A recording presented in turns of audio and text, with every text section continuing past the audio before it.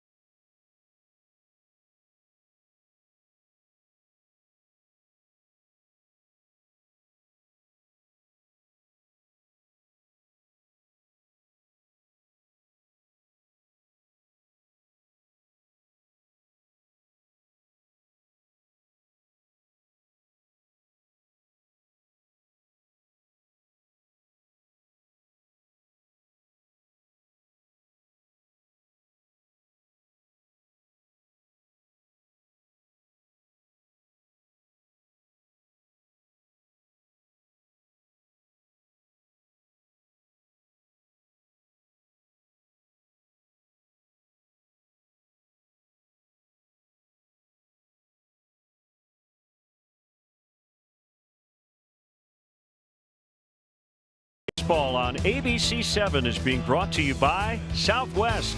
Yes to low fares with nothing to hide. That's transparency. By Hyundai. Visit your Chicago and Northwest Indiana Hyundai dealers today and see how better drives us. And by the Bob LaCourcio Auto Group. You're going to like buying a car this way. We are getting closer to first pitch here at Wrigley. You know, Joe Maddon says he has no good explanation for his feast or famine offense, but the Cubs certainly want to be a little more consistent over the final 3 weeks, especially as they continue to get healthier. Today, a giant step towards that as they activate Wilson Contreras off the 10-day disabled list. Contreras had been battling that moderate right hamstring strain and deemed himself 100%. Here's Maddon on more good news about his everyday catcher. Well, he's available today. He is available today. Excuse me. As we get into next week, we're going to try to get him involved in the games, to get him at bats, that kind of stuff, get him on the field, maybe not play a complete game, those kind of things. We're still trying to figure out the entire program or plan, but we got to get him going. We got to get him in the game. We got to get him going. We chose this path. He's feeling good. So Tuesday, I'll have a really much better idea, but the point is to get him involved in the games. Maybe not for 9, but to get him involved. A good reason to say that. Take a look at Contreras' numbers this season. Look where he ranks among baseball's catchers, second or third. That's league-wide. 21 home runs, 70 RBIs. Cubs could certainly use that bat in the lineup, but we do know Contreras only knows one speed, and that is go. So the Cubs want to make sure they are cautious as they bring him back, not re-aggravate that hamstring. So he's just available off the bench today. Chris Bryant is starting in left, Tommy La Stella at third, Rizzo batting cleanup behind Kyle Hendricks. Cubs and Brewers series finale. Len and JD have the call. Settle in. Enjoy the game, everybody.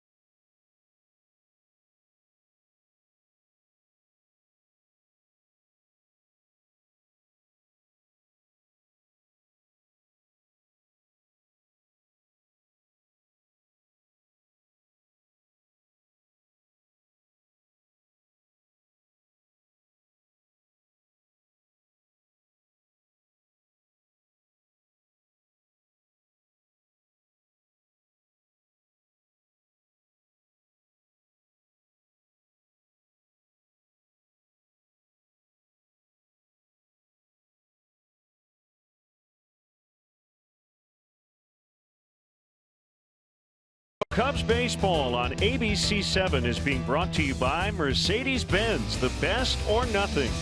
By Lakeside Bank, personal customized banking. Lakeside Bank, it's about time. And by Jeep. Hurry in for great deals during the Jeep Celebration event. It only happens once a year.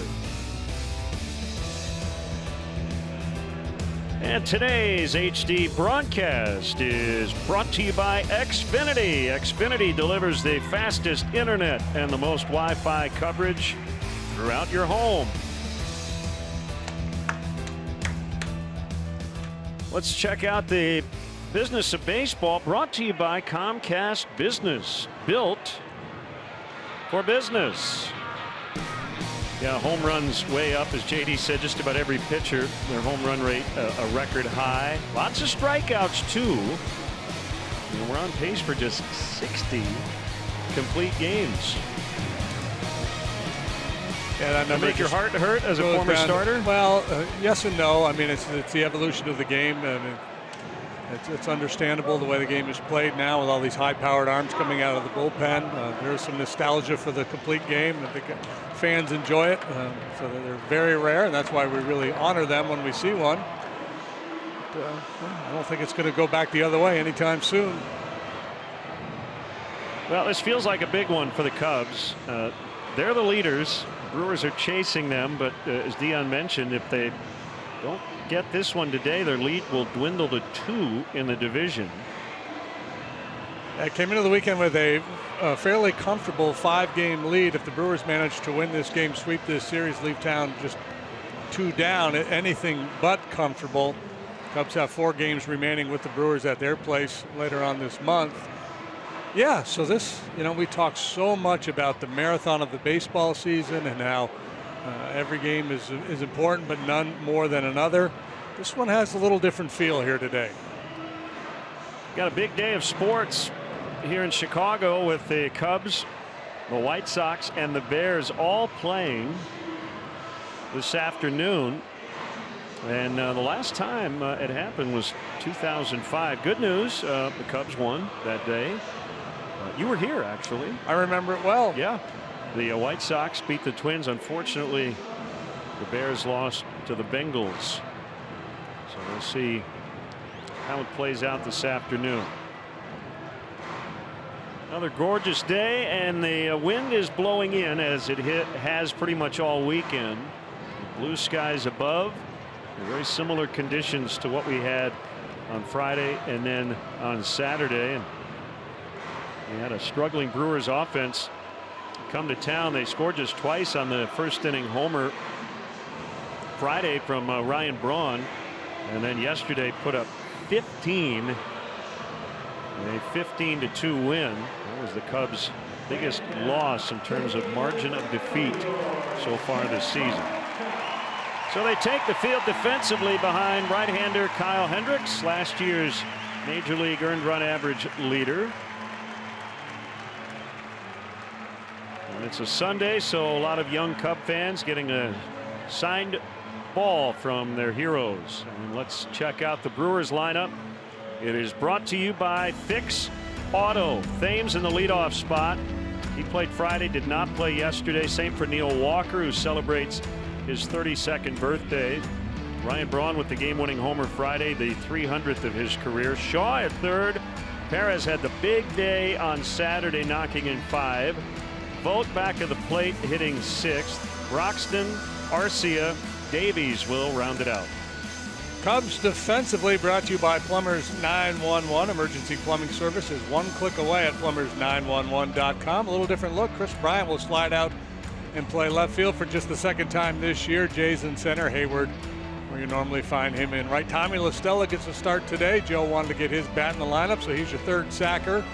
Baez and Happ figure to be busy in the middle of the diamond. Anthony Rizzo is at first base, where he continues to play sparkling the defense. Rene Rivera is behind the plate, and Kyle Hendricks is 60 feet 6 inches away, and he goes to the mound with a 6-4 record, a 3.29 ERA that has been trending downward lately. 223 over his last 5. This is start number 21 for him. League bats 241 against Kyle. He is 6-3 lifetime with a 274 earned run average against these fine fellows from Milwaukee.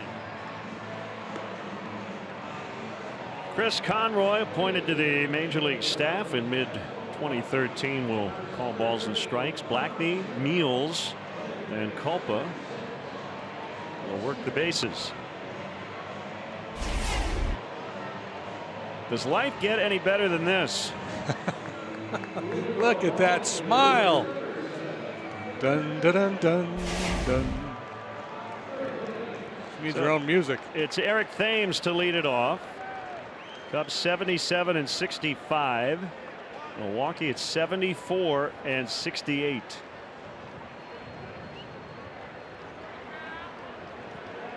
Cubs have been in first place the last 46 consecutive days. Here we go. That's a strike on Thames to get us started. There are 9 starting pitchers in the National League whose average fastball velocity is below 90 miles per hour. 2 of them are working here today, Hendricks and Davies. Davies has a little more zip on his heater than Kyle does. Will work around 86, 87 for the most part. Davies averaging right around 89.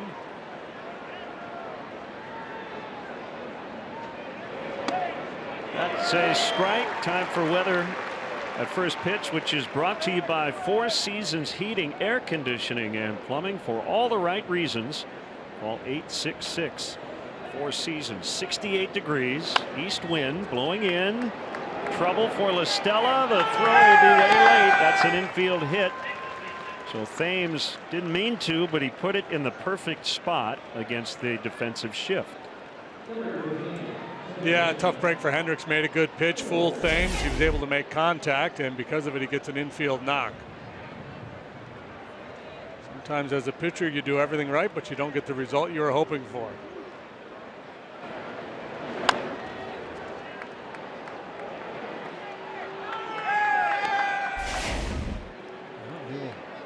Go in pursuit of another ground ball, hoping to turn it into 2 outs.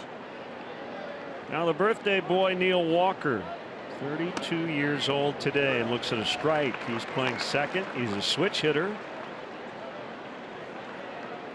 He went 0 for 3 with a walk on Friday. They got him from the Mets in mid-August. We'll see New York come to town on Tuesday night. Mets have won 4 in a row. They go for a sweep over the Reds today.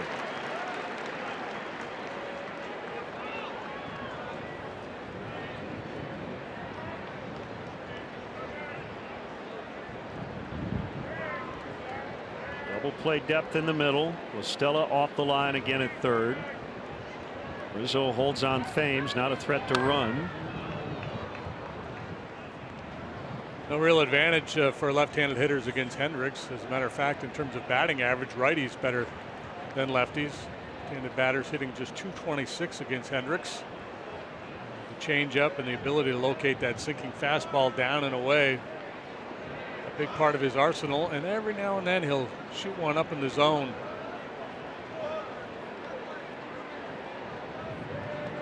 Another 0-2, and this one lifted foul out of play. That game in St. Louis, Ivan Nova back in the Pirates rotation facing Michael Wacha. And they are scoreless in the first inning. Since the break, Arrieta and Hendricks among the top 5. Zach Davies with a .225 as well. And those numbers for Hendricks since he came off the DL, covering 9 starts. Yeah, he's had some tough no decisions along the way, so he hasn't picked up a lot of W's, but he's certainly done his part.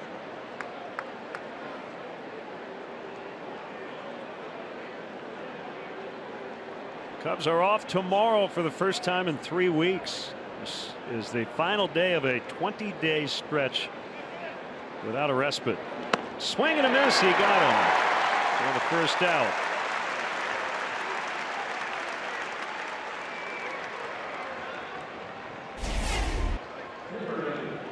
And it's a changeup. This one's up a little bit, but the off-speed nature has Walker well out in front. It's off the outside corner. You got nothing.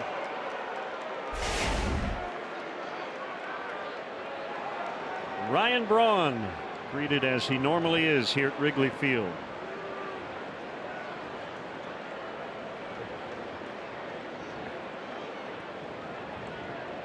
Braun's had some injury issues the last few years.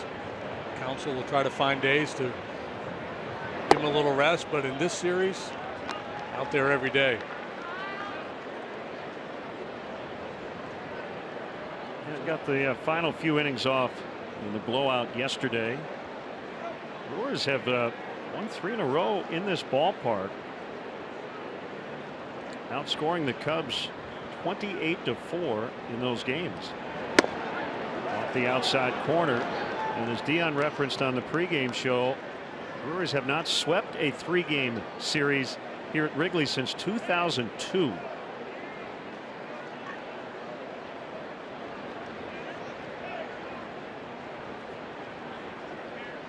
been a very tough opponent for the Cubs lately. Season series knotted at 7 apiece. Yeah, back in spring training, most folks thought the Cubs had the best team in the division, would likely win the division. If they were going to be pressed, it would have come from St. Louis, possibly Pittsburgh. Most thought the Brewers would finish near the bottom. That's what the changeup does for you right there. The hitters have to be so aware of the off-speed pitch. Tardy on 86. Tell himself, wait, stay back, don't get fooled. No, fastball, too late. 2-1 to Braun. Here it comes. Tapper foul. I know who's rooting hard for a Cubs win today. Elda Richardson, who does not miss a Cubs game, turning 100 today. Happy birthday, Elda.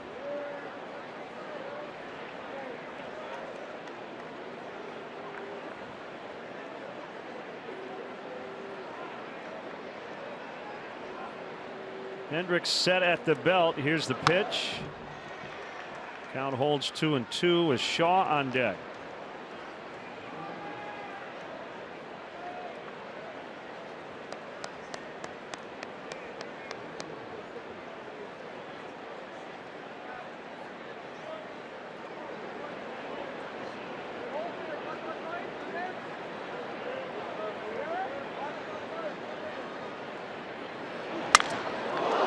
Roller actually hit the bat.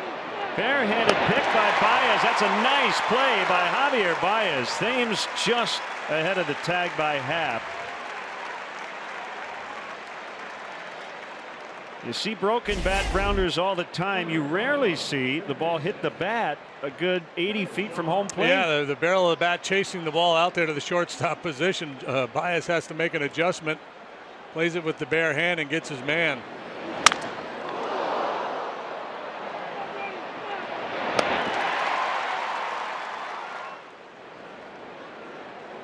Good job to concentrate, make the play. Made it look easy. It was not. Runner at second, 2 outs. Here's Shaw. And if that had turned into a base hit after the Thames hit to start the inning, then Hendricks would have called for a do-over. Strike called.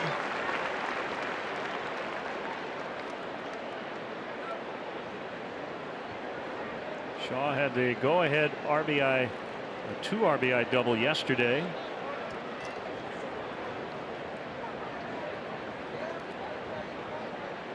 Brewers had what their manager called their best offensive inning of the season. In the third, they scored 8 runs. The first 8 batters of that inning reached and scored without a home run.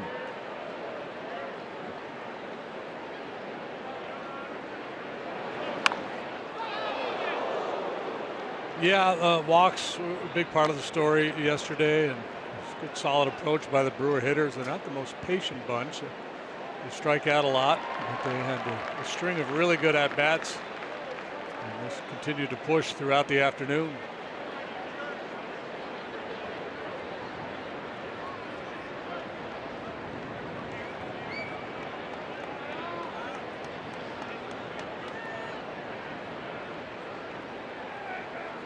The pitch outside.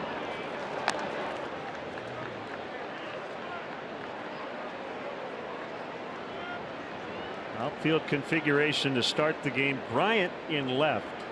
Jay in center. Hayward over in right. You see they give Shaw a little more room in the gap in right center than left center. Swing and a miss on the changeup. Our Blue Moon perfect pitch. It was a pretty perfect offering.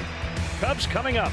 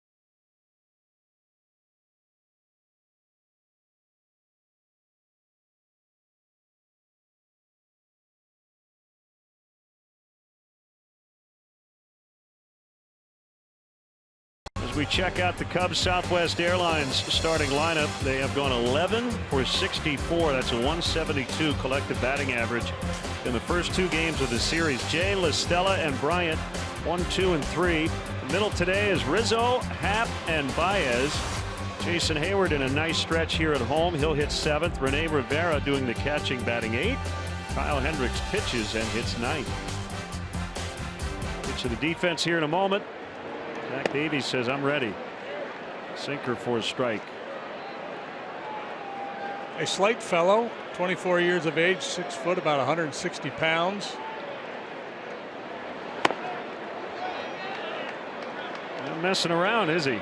Works quickly. Throw it. Yeah, likes to throw that 2-seam fastball. We mentioned the changeup. He also has a good curveball, and he'll throw a cutter.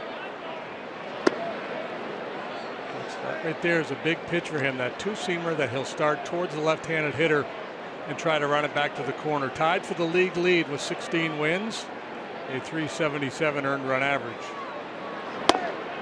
Called strike 3. He's getting great movement on that 2-seamer. And I'll tell you, that was at 90 miles an hour, but with these 2 starters, that looks like 100, doesn't it? Yeah, like I said, he's got a little more than Hendricks, so you'll see him 90, 91, but it's mostly location and movement. Early on this year, he wasn't really sharp. He was getting wins despite giving up runs, and then he just turned it on. And so, you know, the anatomy of a big win season, he's got the formula. Ball 1 on Tommy LaStella. Joe wanted to get his bat in there today, so he's at third, moving Bryant to left. Tommy 0 for 3 in the series.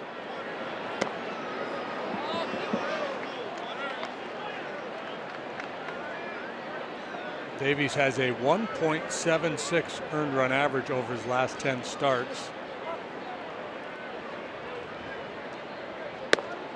And in that one, he had an outing against the Twins in which he allowed 6 earned runs in 5 2/3. If you throw that one out, he's got a 103.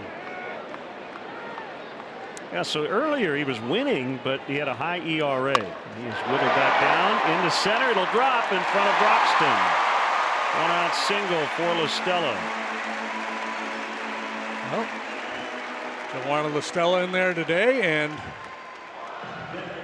at least for one at bat, it proved to be a prudent decision defensively. And Milwaukee sets up this way: Braun, Broxton, Perez in the outfield. Shaw, Arcia, he's very talented at short. Walker and Thames on the right side of the infield, somewhat limited there in terms of range. Vogt, I mean, that's the other part of the game plan here today. And the Cubs don't run a lot, but he hasn't thrown anybody out. Bryant playing left. Second time he has started there this season. One time was in Washington in late June. And he takes a strike. So Davies, how about, you go back to July 14th. A win over the Phillies. He improved to 11-4, but his ERA on the year was 5.08. On to 3.77 starting the game today. That's just foul to left.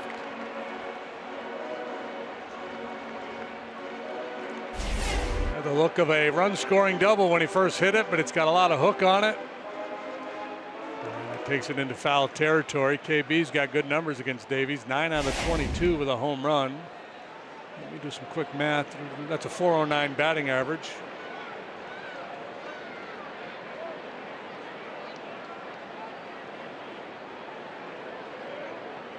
The 0-2 called strike 3.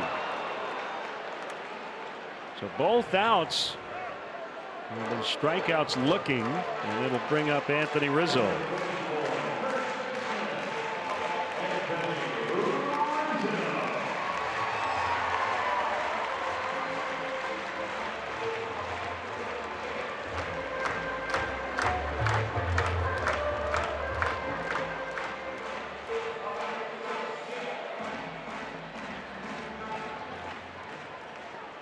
Rizzo 1 for 6 in the set. It's 7 RBIs away from his career high set last year.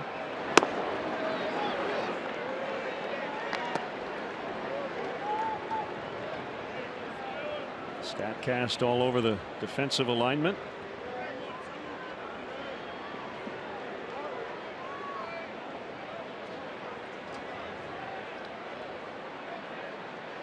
kick and the pitch.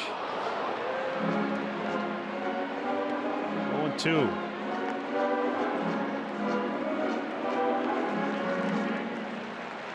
Davies was born in Puyallup, Washington. He went to high school in Gilbert, Arizona.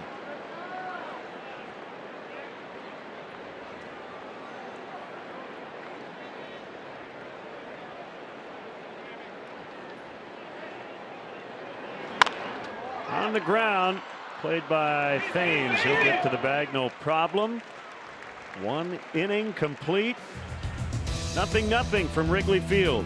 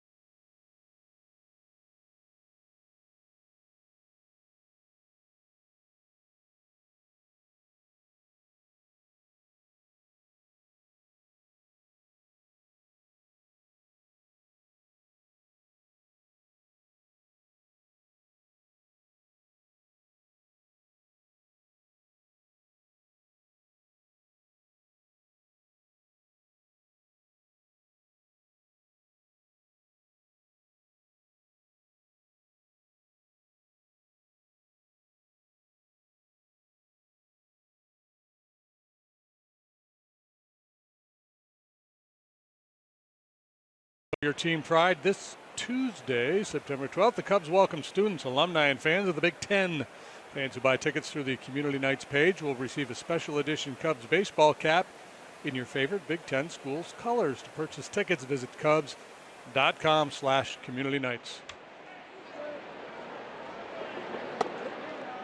Perez takes ball 1.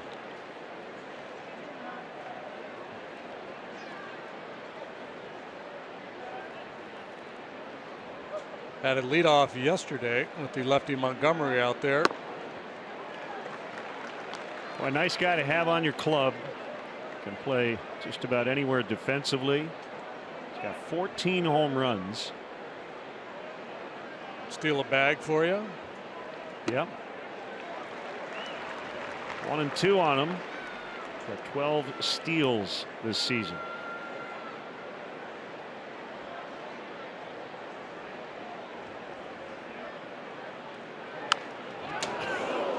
Where was that pitch? Might have been behind him, and somehow he got a piece of it. Yeah, he's a free swinger. He almost never walks. Nose to toes, so go way wide if you're going to go wide. He pops it up. Ian Happ gloves for the out. For all your latest Cubs news, please visit the ABC7 Cubs blog at abc7chicago.com/Cubs, presented by nationwide agent Jeff Vukovich. Go to jeffvuk.com or follow him on social media.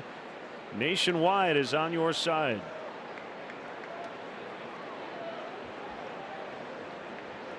Stephen Vogt, V-O-G-T. No batting gloves, left-handed hitter.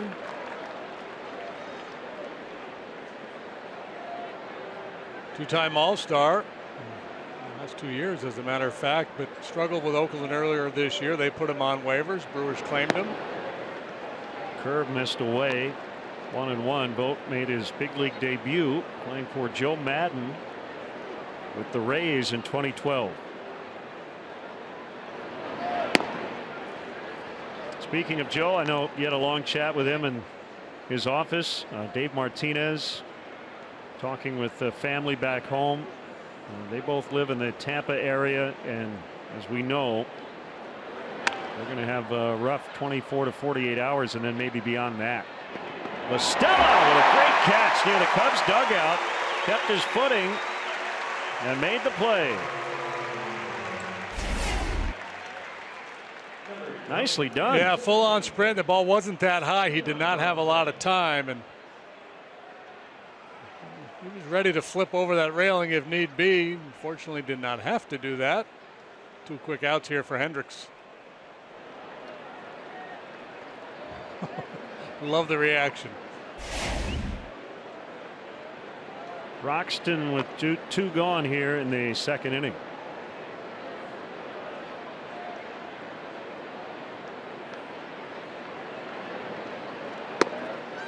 Curved in for a strike. Even Miami battered by those outer bands. Alex Avila back of the. Actually, not starting today, but I'm sure thinking about his family. Albert Almora, I guess his family said that the power's out, so they're asking him to keep them posted on what's going on.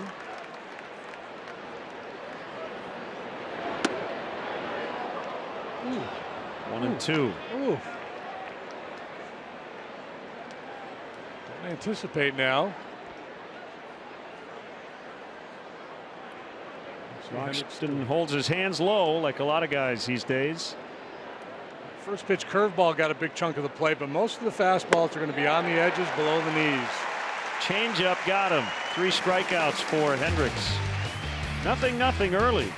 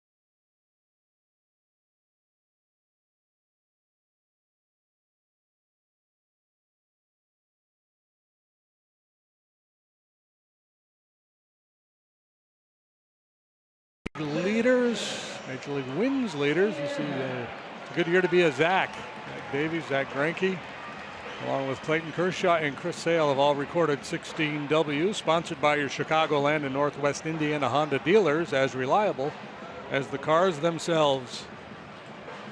Last 20-game winner for the Brewers, in case you were wondering, Teddy Higuera, 1986. It's been a while.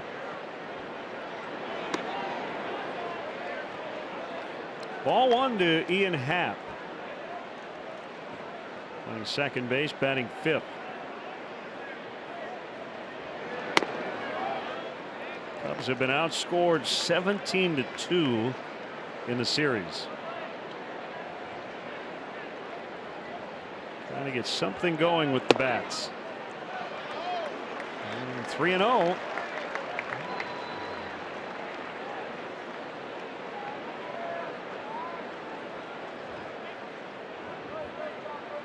Take one and then hit a double. We'll take a one walk. and take a walk.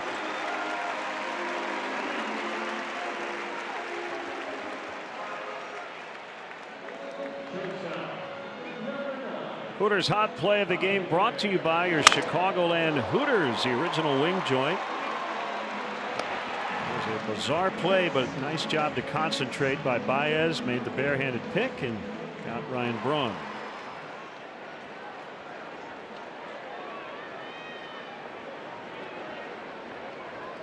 I think Happ would be looking to run here.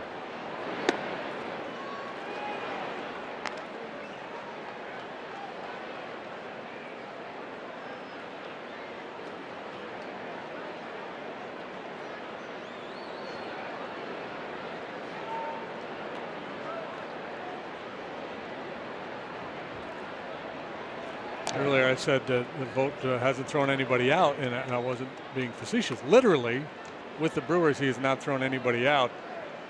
For the season, he's caught 2 of 60. With the Brewers, there's been 19 steals. Nobody has been thrown out.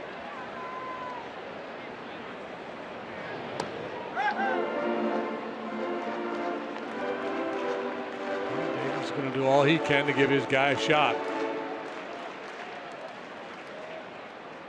I don't know if you would put a percentage on it in terms of the pitcher being quick to the plate. Looks like the Brewers want to make sure no challenge on that pickoff play. Pitcher to the plate versus catcher throwing arm. Well, normally it's pitcher to the plate. You know, the math tells you if right. the pitcher gets there, because most catchers fall within a range, but Vogt has struggled so much. Baez is out. He was bunting for a hit. He'll likely be given a sacrifice. Yeah, I don't have a big problem with that play, but I still think with Vogt back there, steal the base and then either drive him in or get him over to third base with a bunt or a ground ball. But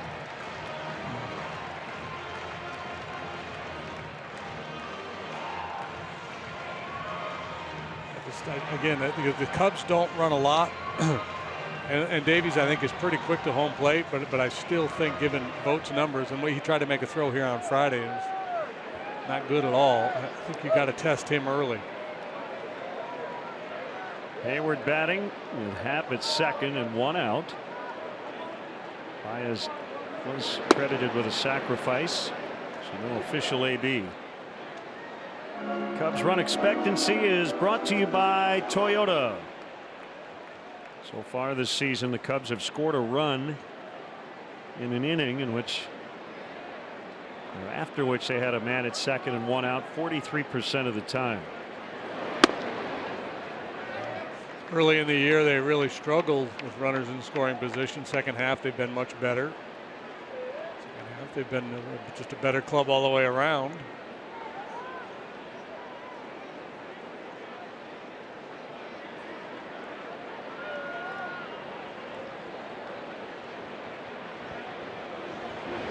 Swing and a miss on the change.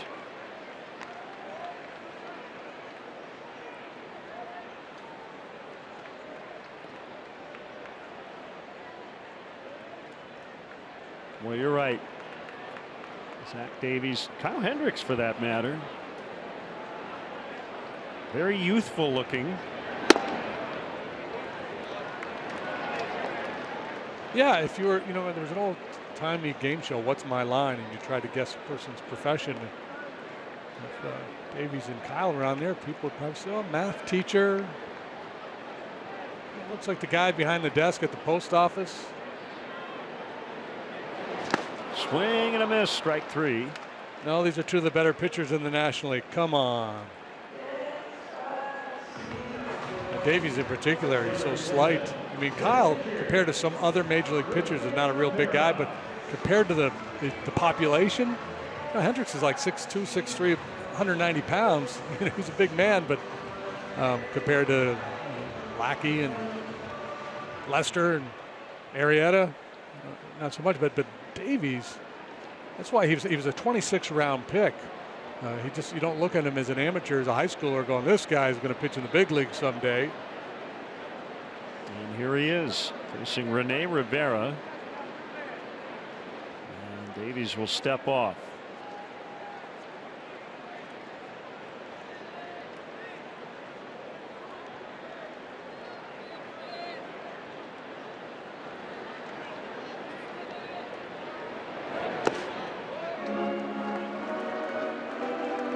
Ball, no strikes on Rivera. Wilson Contreras activated off the disabled list before the game. He missed a month with a hamstring strain. Possibly available to pinch hit today. More likely to be back in there. I think JD mentioned earlier on Tuesday. Hit pretty well, and it's off the glove of Perez. Happ will score. Rivera will pull up at second base, and the Cubs have the lead. Well, you got two pitchers at the top of their game. Mistakes could be a big difference in a ball game like this. Really well struck by Rivera. Perez, though, takes a bad route. He kind of holds his ground there. Got fooled by how well that ball was hit. By the time he tries to make a late adjustment, it's too late. It's a little bit of leather on it, but can't haul it in. With that first run for the Cubs, Chicagoland's own Midwest Equity Mortgage donates $100 to the Pat Tillman Foundation, supporting military veterans and their families. So an RBI double for Rivera. Right down by Walker, but he's got time to get Hendricks. So the Cubs get the first run today. It's 1-0 after 2.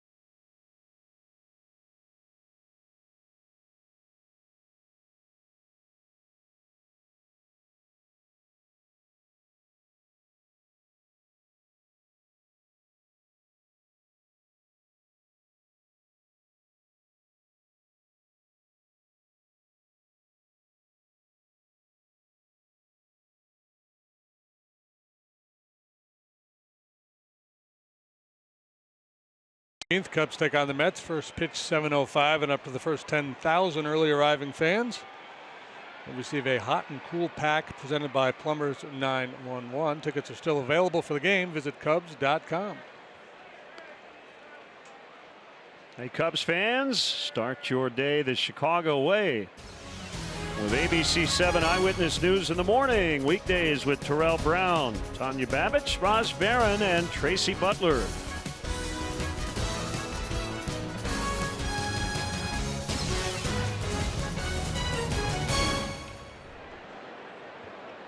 Santa's in the house.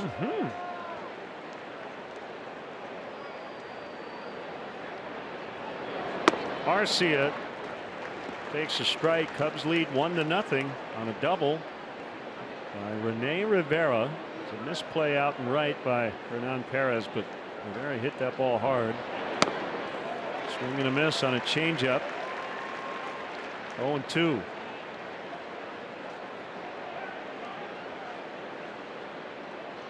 Kyle's used to pitching in big games. He beat Clayton Kershaw last year to win the pennant. And then started game 7 in Cleveland. That ball is foul. Just foul. Oh my, I think Santa had something to do with that. And it's the right decision. I'm going to be able to make a play on Arcia, who runs really well. So let it roll and hope for the best. Yep. Well, we're seeing it already. A lot of these out on the front foot, off balance swings.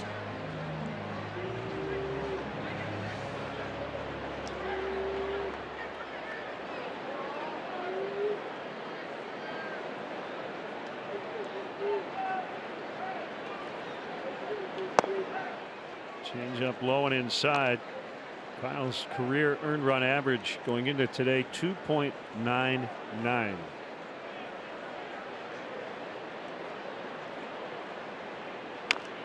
I love Hendricks in a big game because he has such a calm demeanor, and you know, I'm not saying it would be universal for all hitters, but you can see where hitters would be really jacked up, really amped, and just the ability to pull the string with that changeup really be an issue for hitters.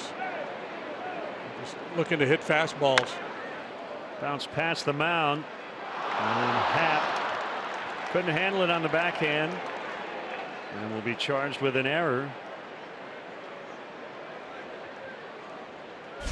Each team a defensive miscue. And 2 base runners for the Brewers here. A weak little ground ball to third, and now this ground ball up the middle. Happ can't make a play on. Perez play was not technically an error, but certainly a catchable ball. And now the pitcher Davies, as the Cubs expect him to bunt.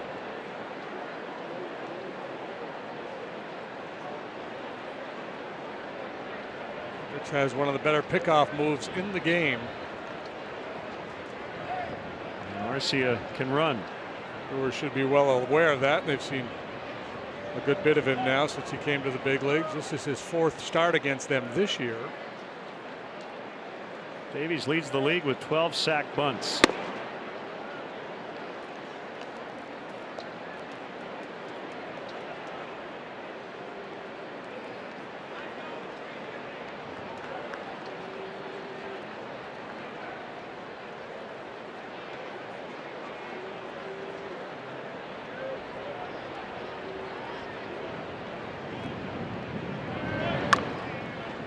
And you can see why.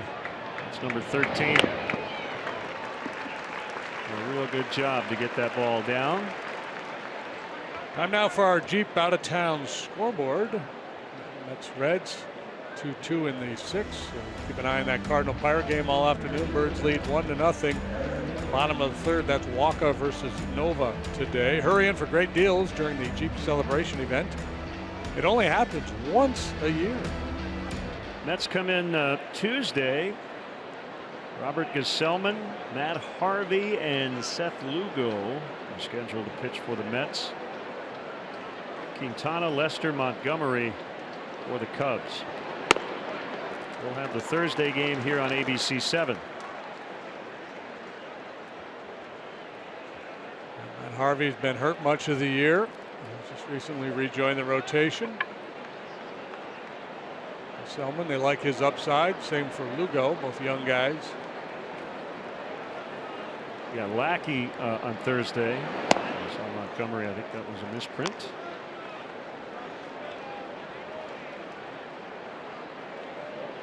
I don't know. The Cubs game notes have Montgomery listed. Yeah, but I can't imagine he would pitch ahead of Lackey, right? I'll find out. Yeah, I don't think so. Unless there's a matchup thing. I don't know who's on the Mets these days. They had so many injuries.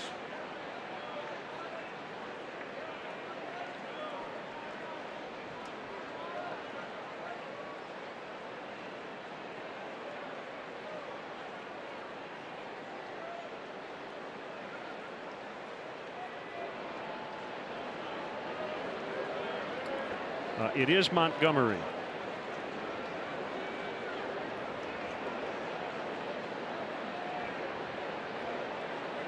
I guess they want Lackey against on the Cardinals. Yeah. Well, obviously having a hard time getting together here and what they want to do, so makes sense to talk about it.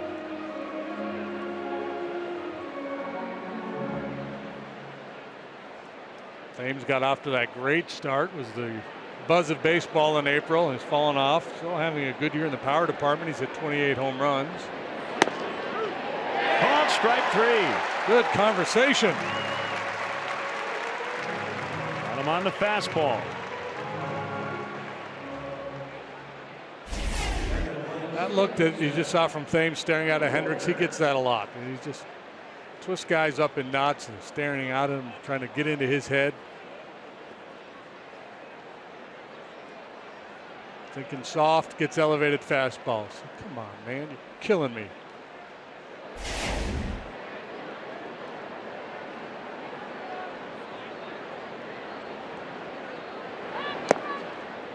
Walker takes ball 1.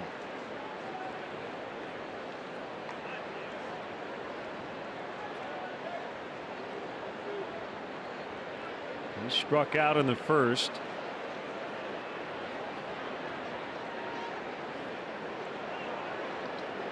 I was watching some of the Brewer game the other day in Cincinnati, and interviewing Neil's dad, Tom. He pitched in the big leagues in the 1970s. And I think you know the story, but if people haven't heard the story, Tom Walker played winter ball in Puerto Rico, got to know Roberto Clemente, and following Walker's rookie year with Montreal, he helped some players load the plane in Puerto Rico that was set to fly to Nicaragua with supplies following the big earthquake. And as we know, Clemente was on that plane which crashed after takeoff and killed everyone on board. Tom Walker and some other players were talked out of getting on that plane by Clemente. Pretty unbelievable.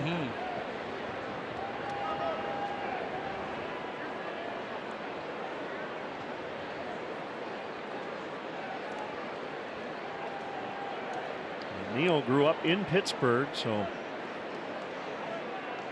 that story alone, and how great a player and a human being Clemente was, became a hero for Tom Walker and his son.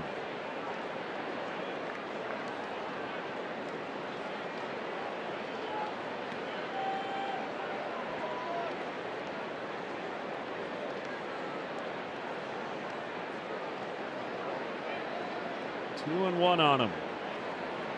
And a strike to make it 2-2. Yeah, he's kind of taking a page out of the Davies playbook with that two-seam fastball. Change-up planted squarely in the hitter's minds. He's using the fastball as a change of pace.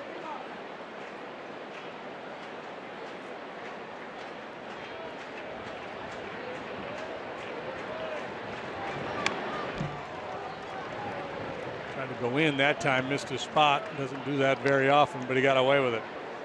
Walker, switch hitter, has much better power from this side of the plate.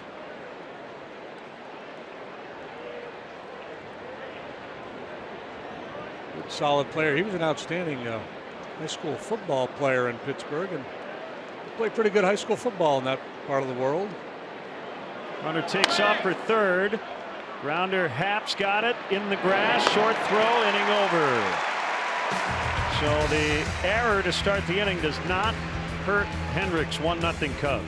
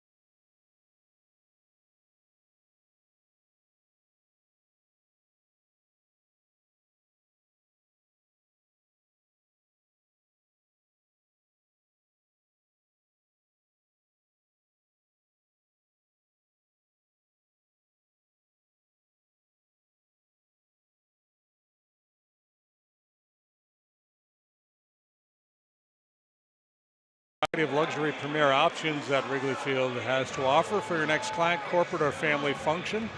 Like an all-inclusive suite experience located on the Nuveen suite level. There are a handful of suites still available for rental this season. Visit Cubs.com/premier for more details. On a hop, that's a good play by Walker. He didn't have to do anything other than knock it down with time at second base. Don't really have that luxury at short. You can at second. Play goalie. Yep, square up behind it. Don't olay it. Give up the body. Don't panic.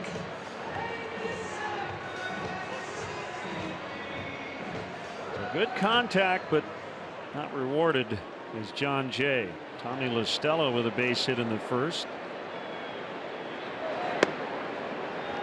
Curve for a strike.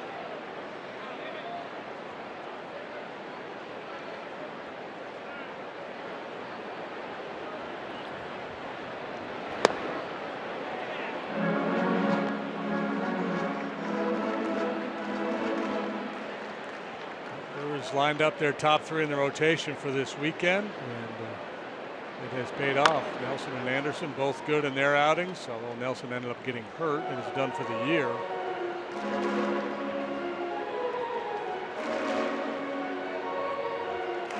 Coming in, the three of them combined 36 and 17 with a 3.5 earned run average.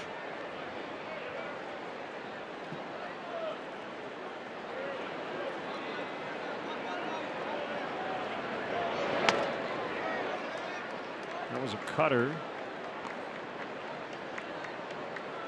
2-2. Bryant on deck. Keep an eye on Dexter Fowler's knee injury. Man, he's had a tough year. He's been on the DL twice and some other nagging issues. He banged into the wall last night going after an Adam Frazier inside the park home run. So he's got a knee bruise. I guess no structural damage, but he could be out a bit.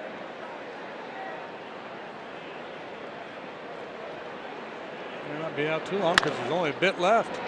Right down to a knee is Walker to make this play. Cardinals without Fowler today lead 4-0 in the fourth inning. Yadier Molina has homered his 17th.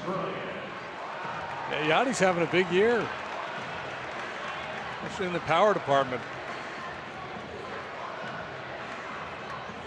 Now, because we haven't seen the Cardinals against the Cubs for a bit, I wouldn't say we kind of forget, but they've been in a really nice stretch here. And reading some comments, Matt Carpenter after their win last night, he said this is starting to feel special, like some of those other Cardinals seasons that have turned out really well. I don't like reading that. They've won 8 of their last 10. Scoring a lot of runs. Took them a while to get things sorted out. They kind of had a line change going on there. They're sending a lot of their younger players down to AAA to kind of get their swings back in order. Grichuk comes to mind. Tommy Pham has had a big ascension as a player. The Martinez kid is playing more regularly. He's doing a lot of damage. Jose Martinez, yep. Bryant in the air, pretty well hit. But playable for Perez. 2 hands on it. Sunglasses on today. And the Cubs go 1-2-3. They lead 1-0 after 3.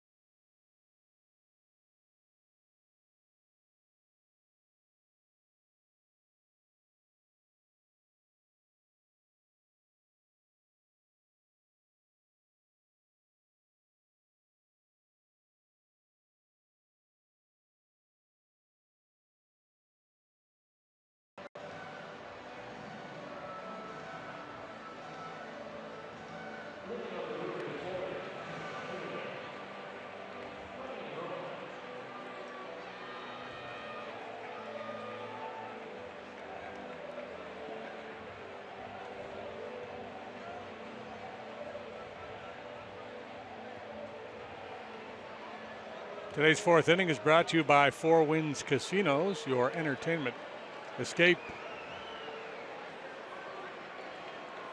Thanks for spending your Sunday with us. Braun, Shaw, and Perez against Kyle Hendricks. He's looked very sharp early.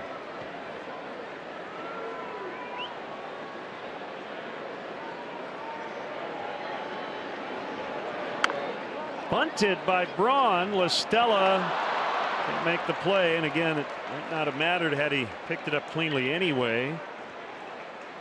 So they have 2 hits. Both have been on the infield. Well, they haven't hit the ball out of the infield yet.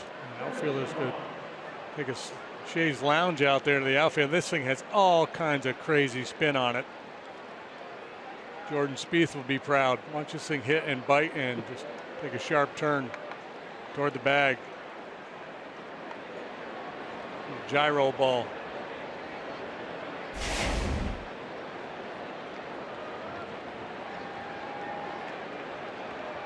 So Shaw bats with Braun aboard,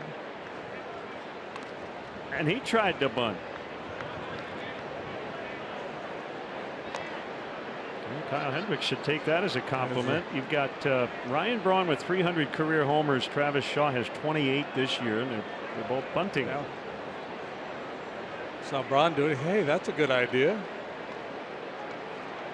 Well, Estella will have to honor that. And on the grass at third, as the Brewer cleanup man just took a big cut. 0-2. Shout out to Eric Bargerhuff. I hope, Eric, you still have power. Said he is watching us today from the Tampa Bay area. Hunkered down and boarded up.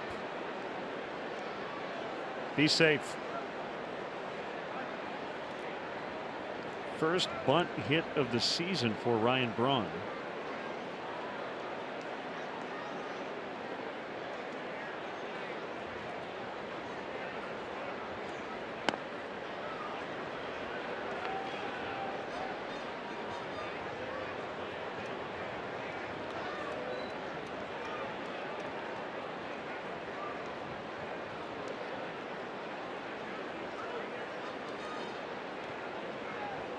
Throw over here. He had him leaning.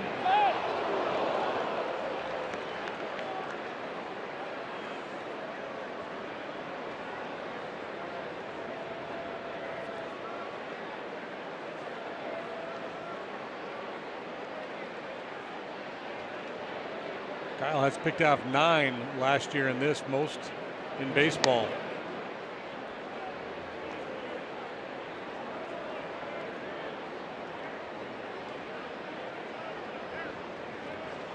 Yeah, right-handers, in an odd way, have more chances to pick off runners just because guys probably take bigger leads than they do against lefties. 2-2. A lot of left-handed pickoff plays end up being the guy takes off thinking the pitcher's throwing home. Yeah, it's just to go on first move and hope that he's going home. There goes Braun. The pitch is low. The throw on the shortstop side. What a tag by Baez. It was late, but it looked like Braun was in by a mile, and Javi with that lightning fast tag made it closer than it should have been. Didn't have a great lead, but he got a really good jump.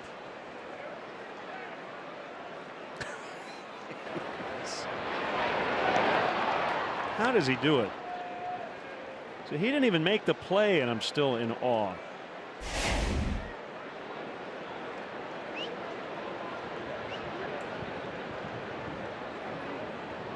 Three and 2 on the hitter Shaw after an 0-2 start. Now ball 4. A little trouble.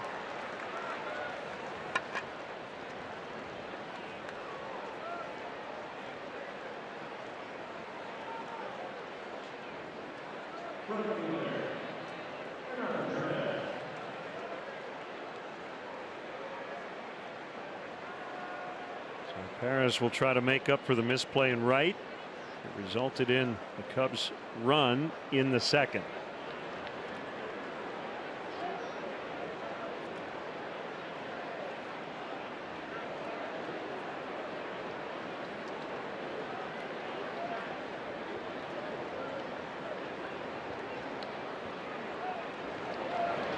He squares. Takes a curve up and in. I'd like to know what the major league record is for attempted bunts consecutively in plate appearances. I mean, we go way back. Yeah, probably in the dead ball era. There was a whole bunch of it. Maybe again in the 60s. Low run scoring environments. Missed again, 2-0. I think it speaks, to how confusing it can be to face Kyle Hendricks.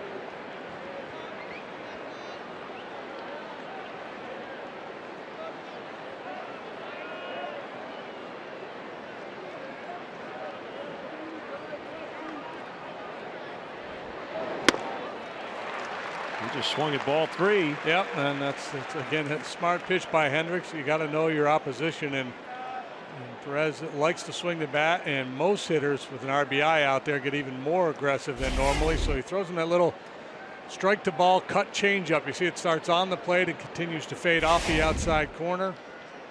Perez's eyes get a little wide, takes a big swing, and the ball's not there.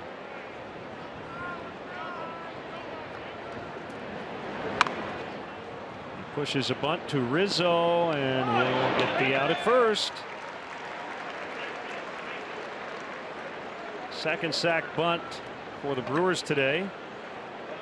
Their third bunt in play the last 2 innings.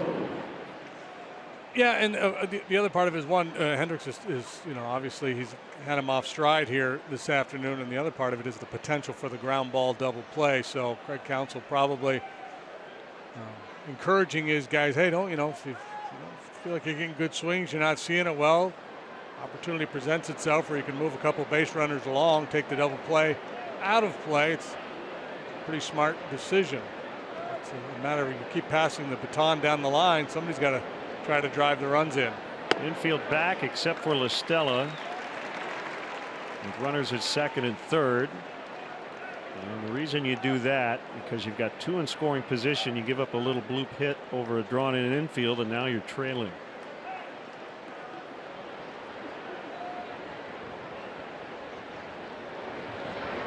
Outside to Vogt. 1 ball, 1 strike.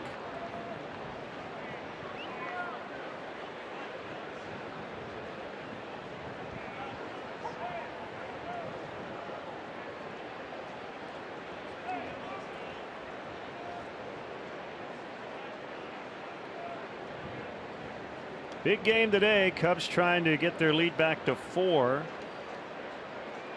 as the Brewers lead town. Brewers trying to get within 2. They're also just 3 back in the wild card race.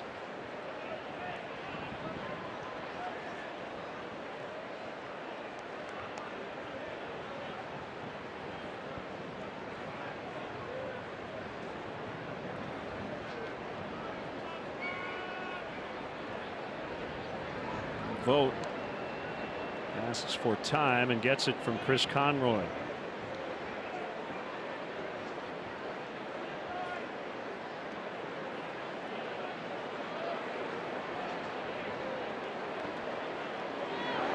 Swing and a miss. Changed him up 2-2.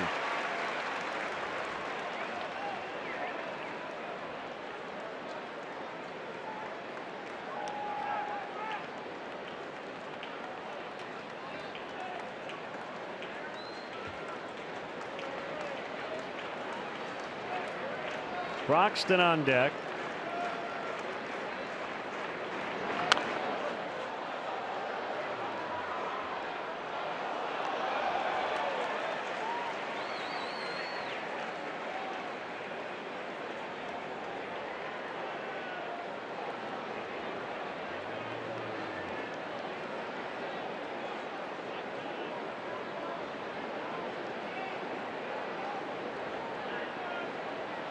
Hendricks wants to chat with Rivera.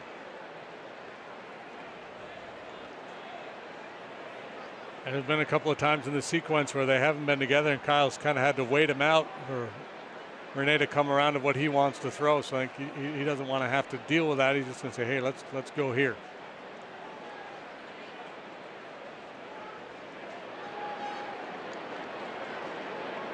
Big pitch coming up. Second and third, one out. The 2-2 hit on the ground. That's going to tie the ball game. That will get it to Rizzo. Both grounds out. Brewers still have not hit a ball out of the infield today. But it's 1-1 here in the fourth.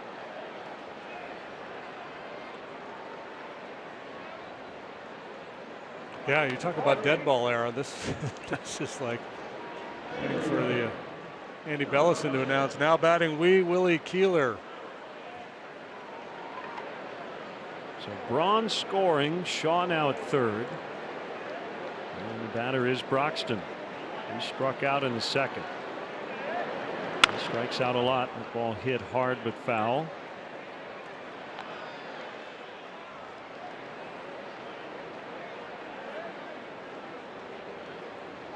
Two for 7 in the series. 3 walks, 4 runs. All those runs came yesterday.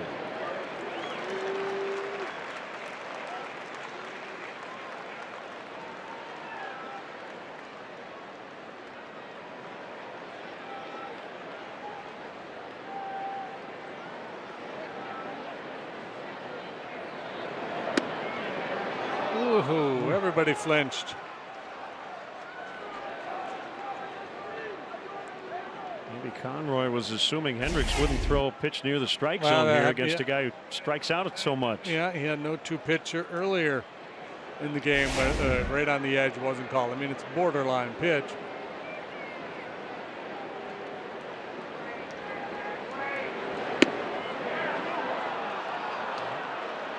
That's him showing a pretty keen eye here.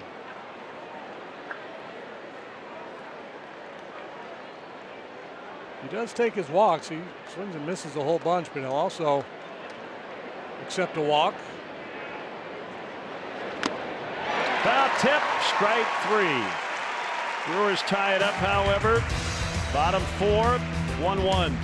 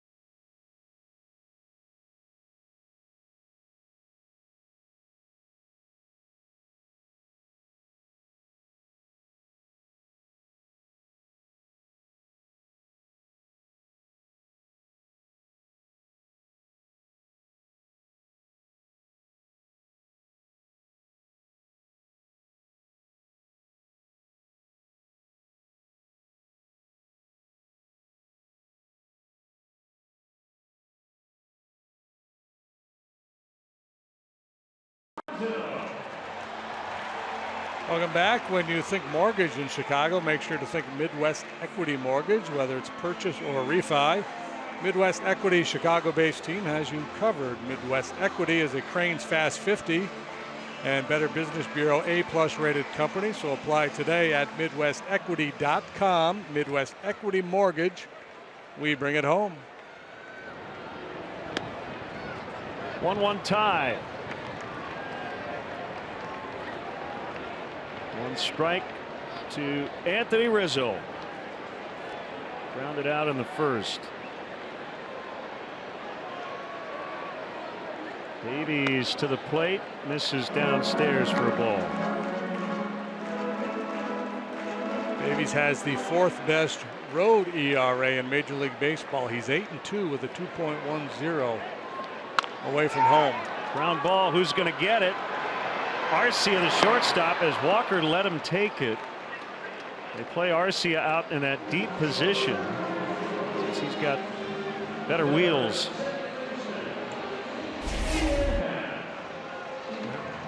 On top of this ball, kind of a slow roller. Arcia gets a nice break on it, has a little better angle.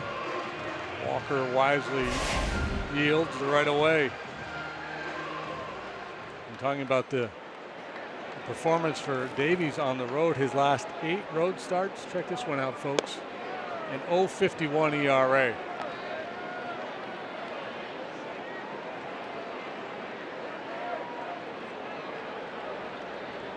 You would think he's due to give it up. That's a strike. It's 1-1.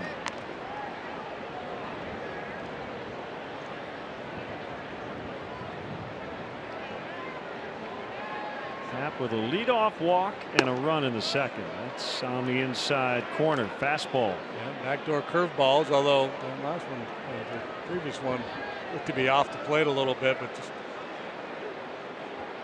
slow breaking ball away, then the fastball over the inside corner.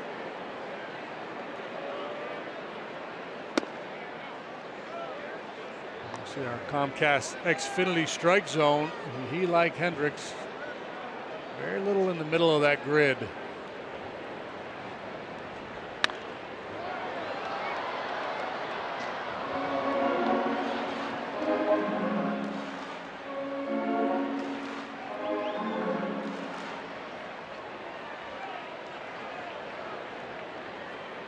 Baez waits on deck. 2-2 is inside. In and out for Davies here against Happ.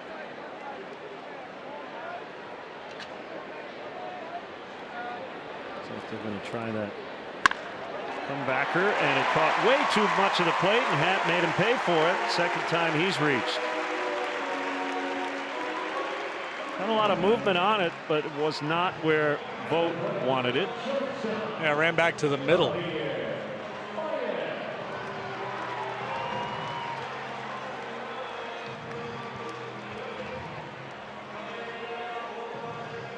Trying that front hip two-seamer, and he just starts it over the plate and it runs back to the fat part of home plate. So I think this is the approach more the left-handed hitter should take against both these pitchers. Just try to stay inside the ball and hit it the other way. Javi got a bunt down last time in hopes of getting a hit, settled for a sacrifice, and again here I think this is a must-go situation for Ian Happ. Try to steal a bag here. Not going. Baez takes a strike. I wanted to mention, you may have noticed the players' caps today. They have the American flag on the side of the cap.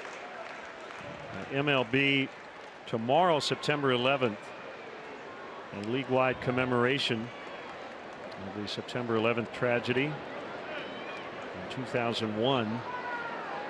So tributes at all games around baseball. The Cubs are off tomorrow, so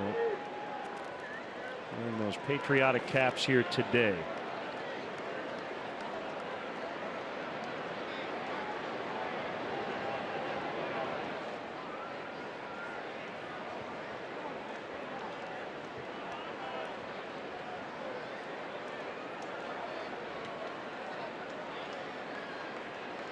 '50th pitch for Davies on an 0-1.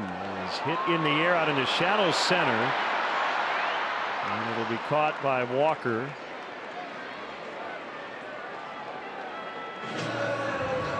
And there are 2 outs for Hayward.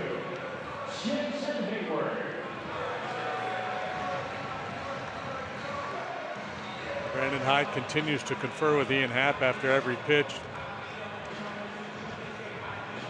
He keeps a stopwatch down there. He'll have Davies' times to the plate.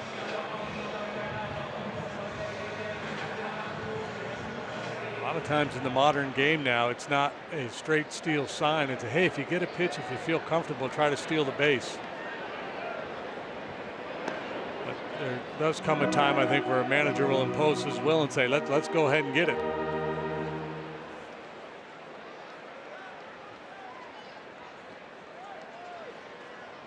Like Ian had measured a little bit more of an aggressive lead.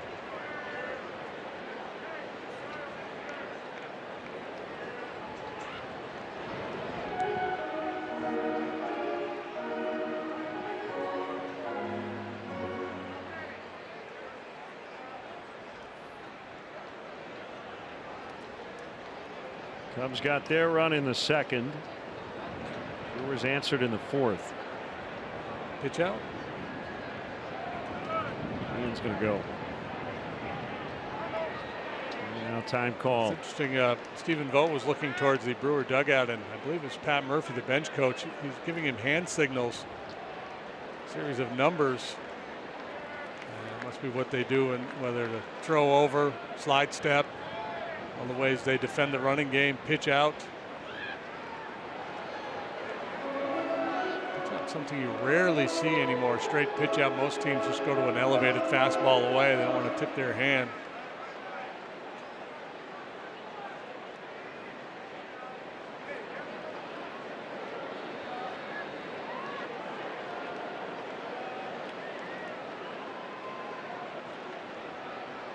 That measures his lead. He takes off. The throw into center. And he had a little stumble, so he'll stay at second. Picks up his 8th stolen base. One off the team lead. Yeah, and that's a green light right there. This is the second throw that Vogt has made this weekend, and both have done that.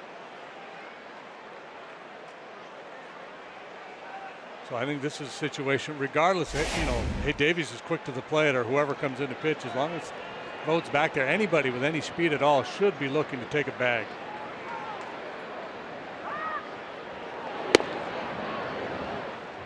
Fastball strike. 0-2 to Hayward.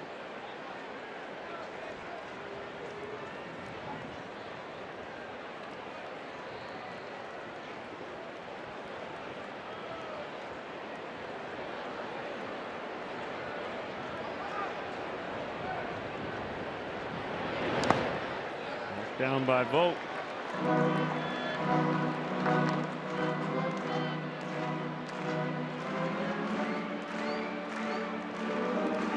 Hayward in his second season with the Cubs. World Series champion last year. He'll give his team the lead again here. 2-2.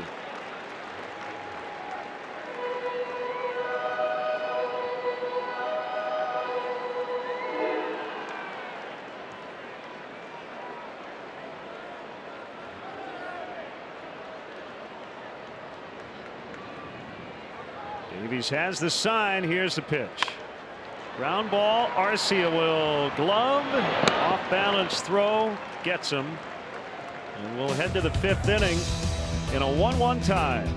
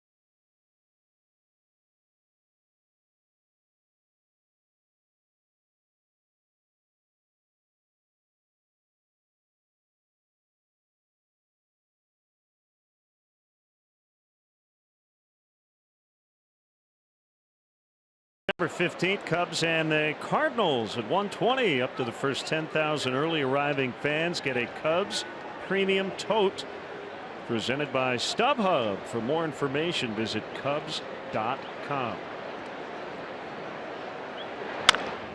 Arcia swings at the first pitch. Baez. Bad throw. Arcia's aboard.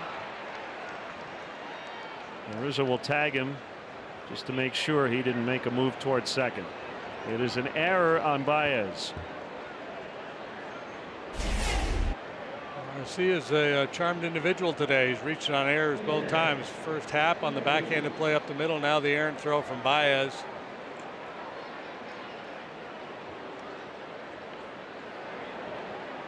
Been awfully close at first base. He's back into the stretch. First error committed by Javi in a good while. Davies, who laid down a bunt in the third, shows again here in the fifth.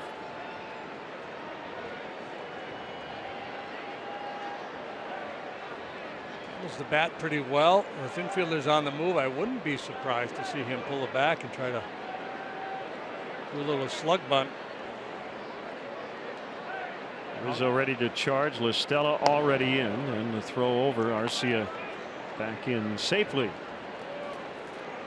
And pretty much a month since Baez last committed an error, August 12th.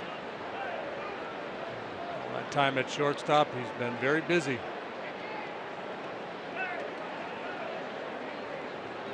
There goes the runner. Here's the throw. Got him, Rivera. What a strike. My. How good was that? Take the bunt off. They let Arcia try to steal the base. And look at this throw. Watch Javi set the glove and just wait for the baseball.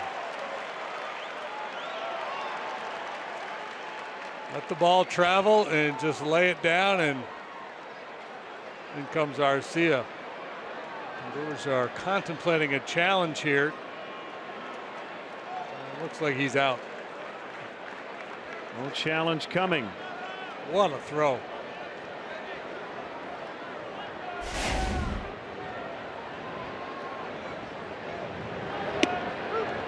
Called strike three. So nice turn of events. All of a sudden 2 outs, nobody on.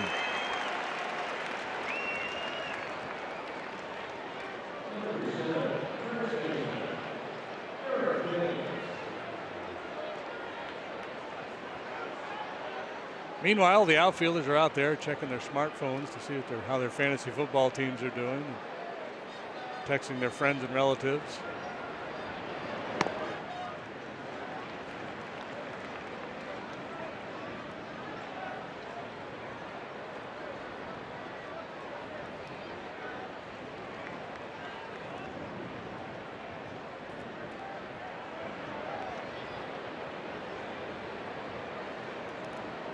Example of what you mentioned earlier.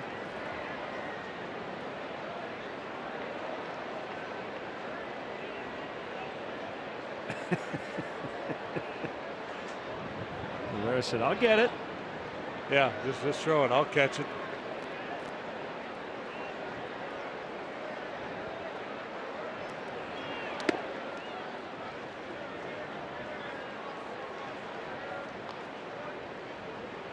Maybe it's out of a fear of tipping off the opposition, but pitchers don't add and subtract anymore. Used to be, a guy puts down a 2 for a curveball and you want to throw a slider, which say it's 3. You just brush your glove across your chest to add 1, or you swipe your leg to subtract 1. He hit it hard, but he hit it at Rizzo, and they still haven't hit one out of the infield. 1-1 in the fifth.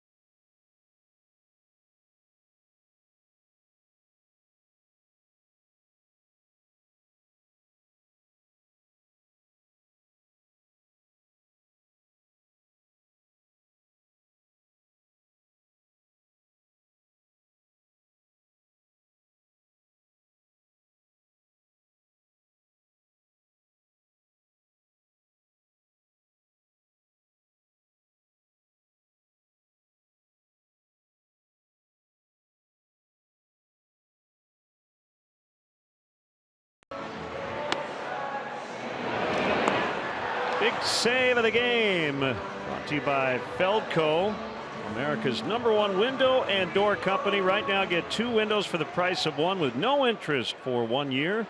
Call 866-4FELDCO now for a free quote. What a throw by Rivera. And he lines one that'll drop in front of Perez. Rene Rivera, what a day. 2 for 2 from the 8th spot, including an RBI double. Yeah, and a caught stealing here. Pass powered by AWS. What's your pop time? My pop time is probably about 3.5 minutes or seconds? Seconds. Average big league catcher is just under 2 seconds.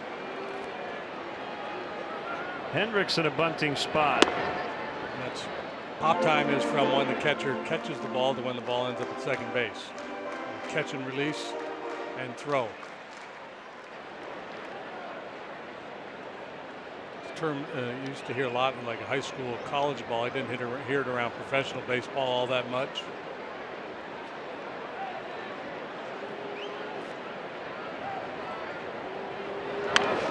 There's the bunt.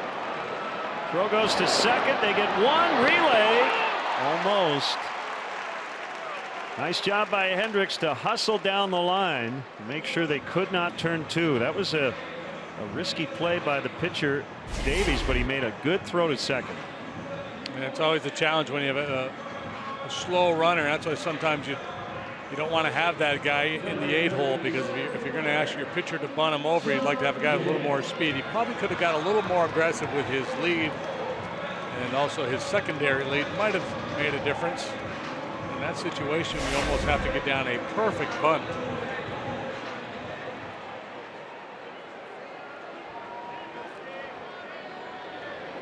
John Jay in the leadoff spot today is 0 for 2. He has been the Cubs' most frequently used leadoff man this season. A lot of it lately. His 42nd start there. They've used 10 guys in all to do it. Just looking at the Cubs' collective on-base percentage from the leadoff spot. .322. It would rank them, where would you guess, among the 30 major league teams? I'm going to go with 20th. 16th, right smack in the middle. Base hit for Jay, 2 on for La Stella. You know how when you take the SATs, they tell you to go with your first gut, first guess? What was your first guess? First guess was going to be 17th, and then for whatever should have gone with it. Might have qualified for the showcase.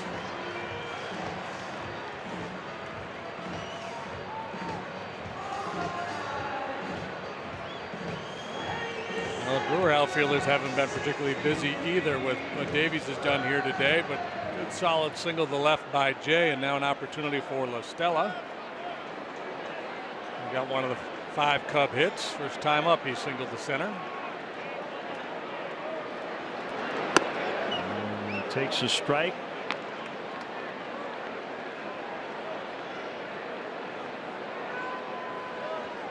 Davies has scattered 5 hits.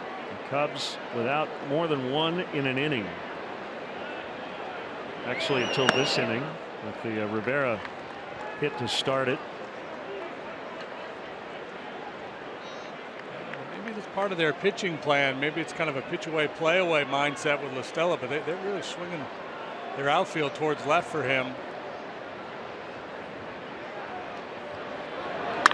Ground ball deflects off the glove of Davies. That'll take Walker to second, and they turn 2. That'll go 1 to 4 to 3.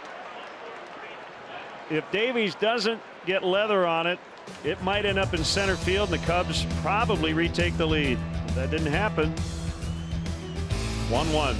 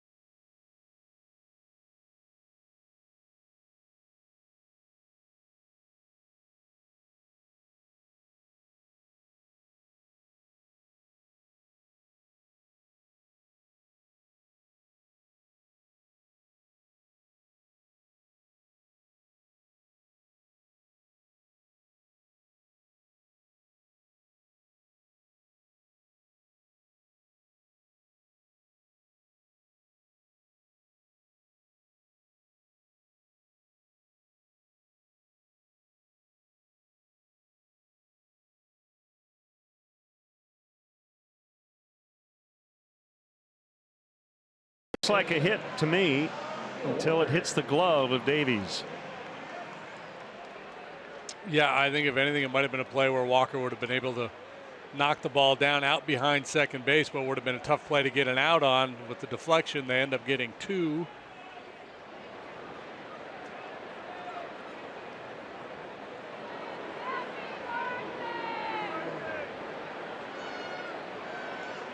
So we remain tied. And the guy who turned that double play, Neil Walker, takes a curveball for a strike. This is fairly typical from Kyle, 3rd time through the order with a left-handed batter in particular. A little backdoor get over curveball. Tim Conroy called that pitch a strike a couple of times for Davies. Talk about the comparisons between these two pitchers. The difference, Kyle much more changeup dependent than Davies. Davies throws his curveball about as much as his change.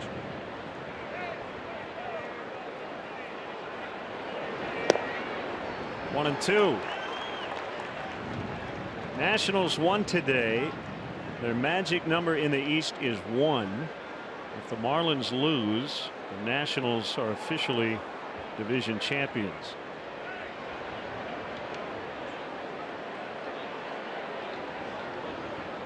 Strasburg pitched today. He had a long scoreless streak going. He went 8 scoreless again today, so I think that's like 33 and change, maybe. Consecutive scoreless innings for Strasburg. Inside for a ball. Ryan Madson got the save. He allowed 2 runs in his 1 inning of work, but they hung on for the 3-2 win over the Titans.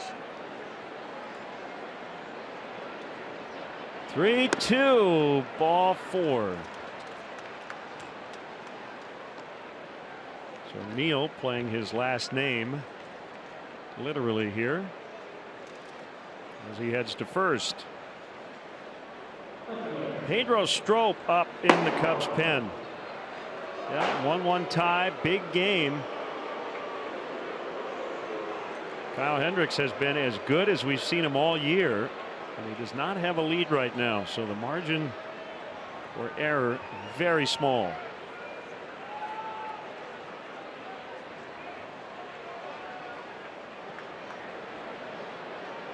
I want to welcome those who are watching the Bears today. Very tough loss to the Falcons, 23-17. Cubs and Brewers tied at 1. And it's time for, you just joined us in time for our Subaru Trivia Stumper, brought to you by Subaru. Love, it's what makes a Subaru a Subaru. This is a level of difficulty 10. 4 active players, 200 career homers, 200 career stolen bases. Beltran. Okay, Carlos Beltran. And feedback from the truck was, that's the easy one. That was the easy one? That was the easy one.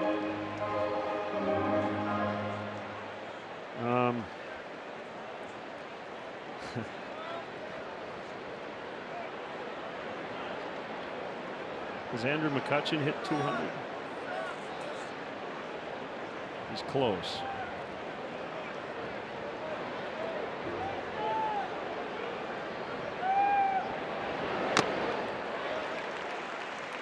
Paul Goldschmidt.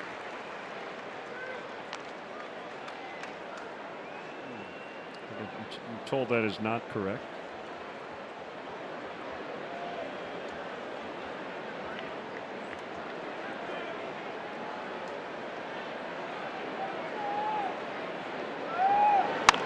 Fouled away by Braun, 2-2. How about Carlos Gonzalez? That's a no. That's a no. He's short on the stolen bases. I can't tell you how good I was feeling about that guess.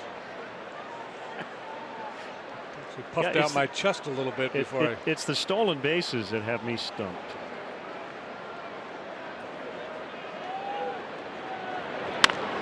Braun in the air. Hey. Jay battling the sun. Caught by Hayward. They deked us. One to the outfield. Well, that had some slight spin, and then it got up in the wind, and I think it pushed it that way a little bit more. All hands on deck in the outfield today. It's breezy, and it is a very bright sky, so it's a battle. You see Jay, he's trying to find it, cannot. And Hayward says, I got you, little buddy.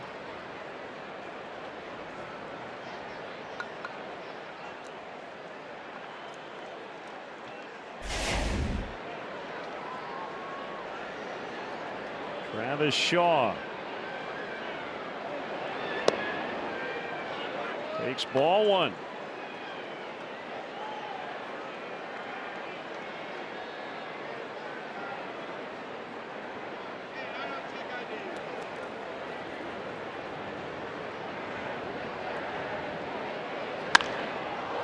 High fly ball to right field, way back there. It is gone.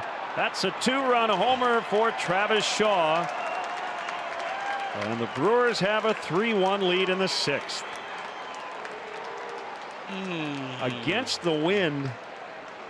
He hit it high, but he hit it far enough. He has been a breakout performer for the Brewers this year. His 29th home run, had a great first half. Struggled here in the second half of the season, but he got one thigh high. Under it a little bit, but got enough of it to ride it on out of here.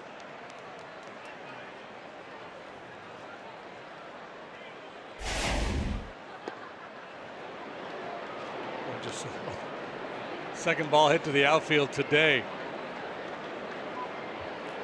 which has not had much good fortune. He's pitched awfully well. Now he's down a couple of runs.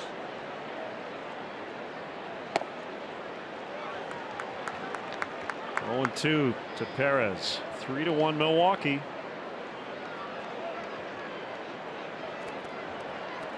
How about Jose Bautista? He doesn't have the steals either, does he? Broken bat roller. La Stella moving to his left. Wow. Infield hit. Wow. Boy, that looked really routine. And credit Perez of really busting it down the line. Another look at it here. He gets a little bit of a head start with that rollover swing.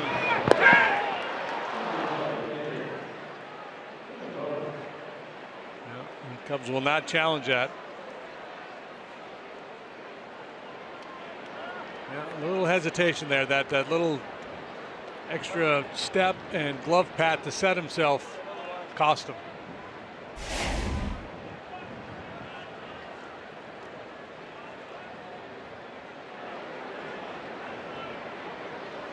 Vogt the batter. They've got him picked off. Perez started to take off for second as Hendricks fired over. What do we got here? Like Perez was almost trying to run into Baez. No interference or obstruction. Happ applies the tag. They get him.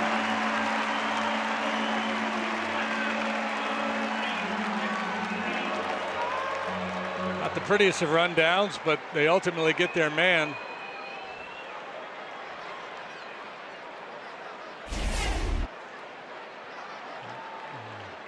With that great pickoff move, catches him as he's trying to measure his lead, and off we go. 1, 3, 6, 3, 4.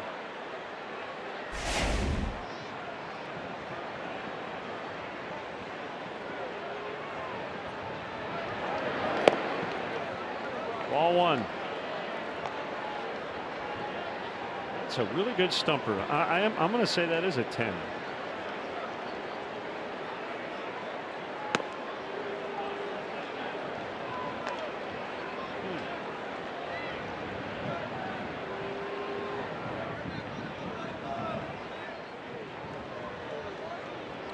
Brandon Phillips. I like Brandon Phillips. Okay. Robinson Cano. I like Robinson Cano. Does not have the steals. The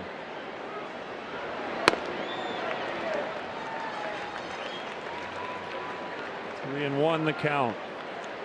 Not Pedroia, right? No. See, we got a hit on second baseman. That's why we're jumping all over second baseman here.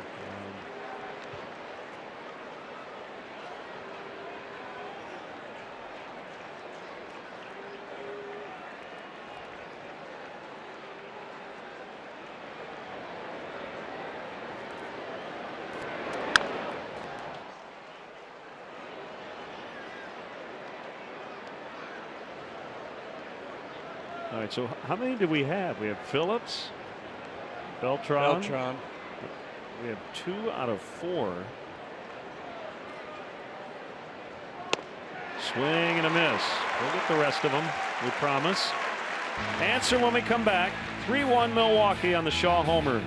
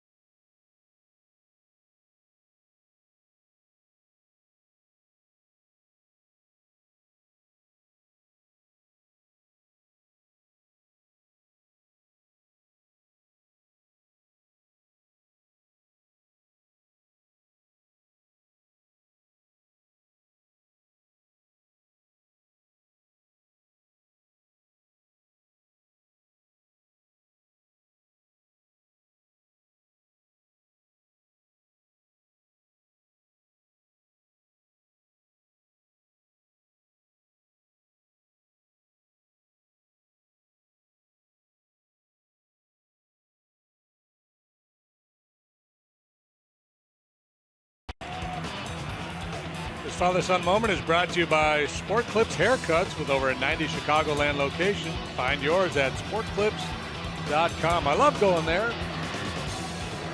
Take a little off the top. Cubs are trailing for the first time today, 3-1. Zach Davies tied for the big league lead with 16 wins. Deals a strike on Chris Bryant. Watching Davies pitch, it reminds me a little bit of Oral Hershiser back in the day. Sinker, curveball, change-up combination, good movement. Fair ball. Shaw bounces the throw and Thames bails him out. All right, let's answer our Subaru Stumper. It's a good one. 4 active players, 200 homers, 200 steals. Mike Trout's close, and we'll get there at some point, but is not quite to those thresholds. Beltran, you mentioned. We got Brandon Phillips, Hanley Ramirez, and Ian Kinsler. Yeah, great question. If you nailed it at home, you go to the head of the class. Rizzo takes ball 1 outside.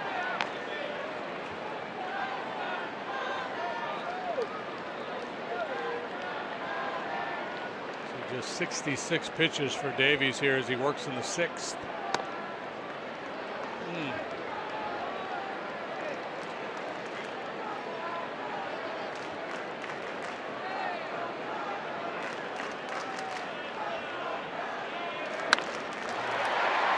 That's a base hit. I don't know how he did it, but he threaded a needle. Arcia playing as deep as you can play and still be really called an infielder. And Perez not that deep, and Rizzo still lined one in between them. Yeah, he found a seam in the coverage there. Well, I guess Perez was pretty deep. It's still impressive.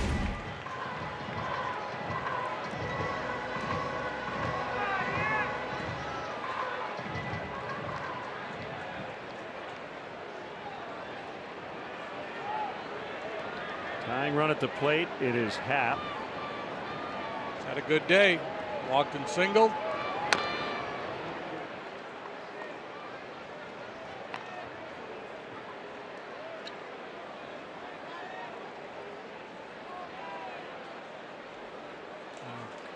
Get into the later third of the game, down a couple runs. Tendency is to get a little more cautious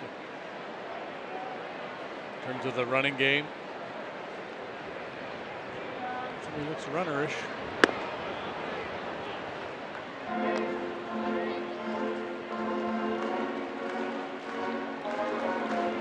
Strikes to Happ. 6-0 Cardinals. Bottom of the 7th in St. Louis. Michael Wacha, 4-hit shutout so far.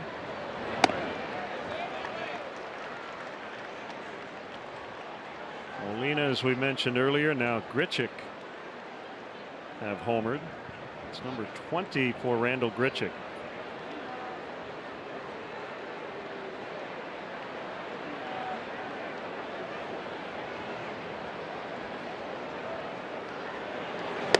Swing and a miss. Strike 3. Got him on the curveball. 2 outs.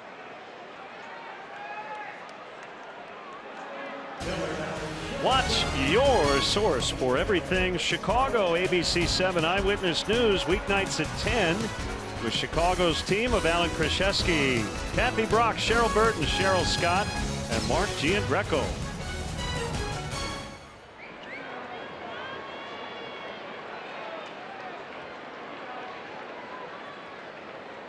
Two away.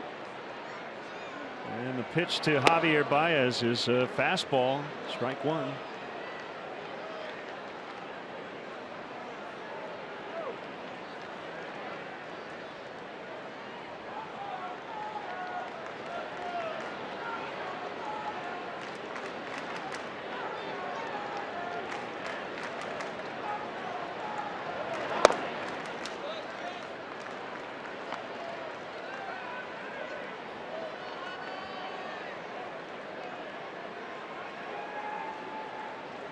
Big crowd, but fairly subdued currently. The home team trailing by 2. 2-1.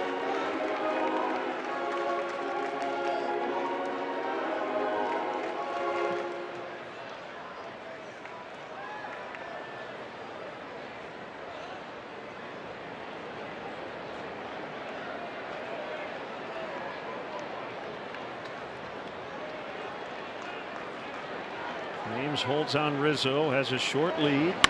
Baez hammers it foul to left. Rare mistake with the breaking ball.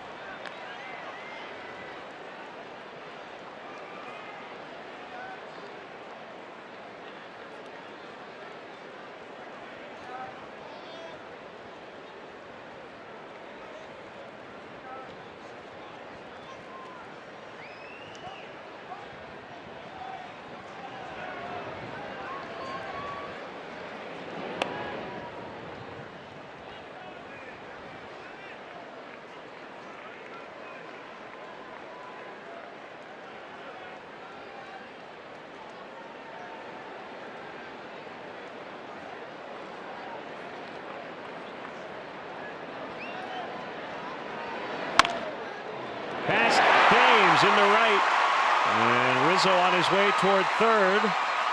Baez keeps the inning alive for Hayward.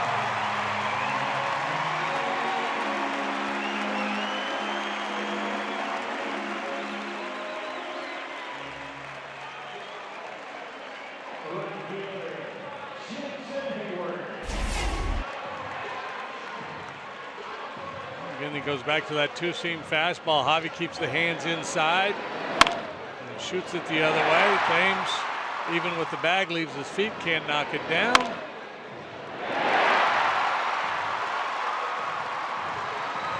Big man chugs into third.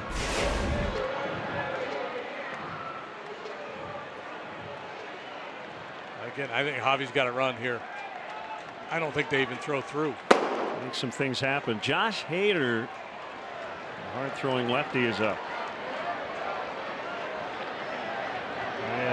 Not running. Hayward with a fly ball. Shallow. Perez on the move will get there. And the Cubs lead 2. We go to the 7th. We'll chat with Bob Odenkirk when we come back. 3-1.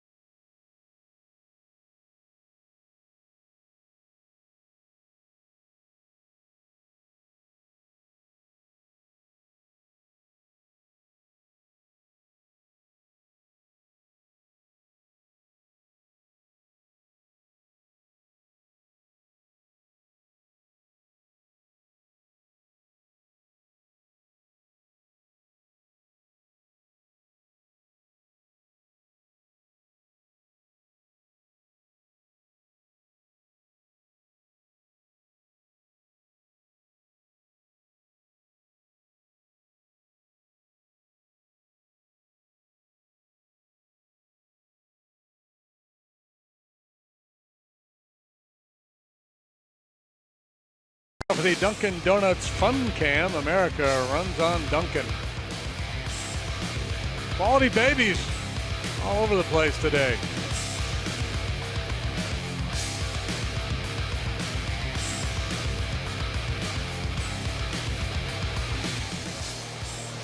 Pedro Strop is on. Kyle Hendricks went 6. Gave up 3 runs. He pitched brilliantly, could have easily given up none, but such is life. Strop for the 60th time at 327 earned run average. Keon Broxton swings and misses, and great to have back with us Bob Odenkirk. Hey, good to be here. Hi, Bob. You're now a regular. Oh, that's nice. I love it. Well, actually, I'm usually listening as I'm wandering around LA, listening on the radio. That is low on Broxton. So good to have you back here at Wrigley Field. You're in town. You had a George Wendt roast, right? We had a roast last night, raised some good money, and it was a great time. Jason Sudeikis, Robert Smigel, Chris Rock stopped by. It was a real wonderful event. A lot of laughs. Very cool. Yeah, we've had George up here a few times. I'll bet. 1-2, swing and a miss, strike 3. All right, so I got to ask. Better Call Saul. Yes, sir. You love Jimmy, and I think you I don't know if you respect Saul or not, but I don't like him. So is Jimmy going away? Because I don't want to see Jimmy go away forever. So. Yeah, I felt the same way like you the end did. Of the season, they created this really nice guy, this wonderful character, and he's slowly getting eaten away. And as you know from the TV business, the movie business, some actors get called on the street by their characters. Yeah, name. I do all the time. So you get called Saul, but sure. Are you getting the Jimmy on you too? No, they or just yell Saul. Everyone really, I think they like watching Saul. It's like watching a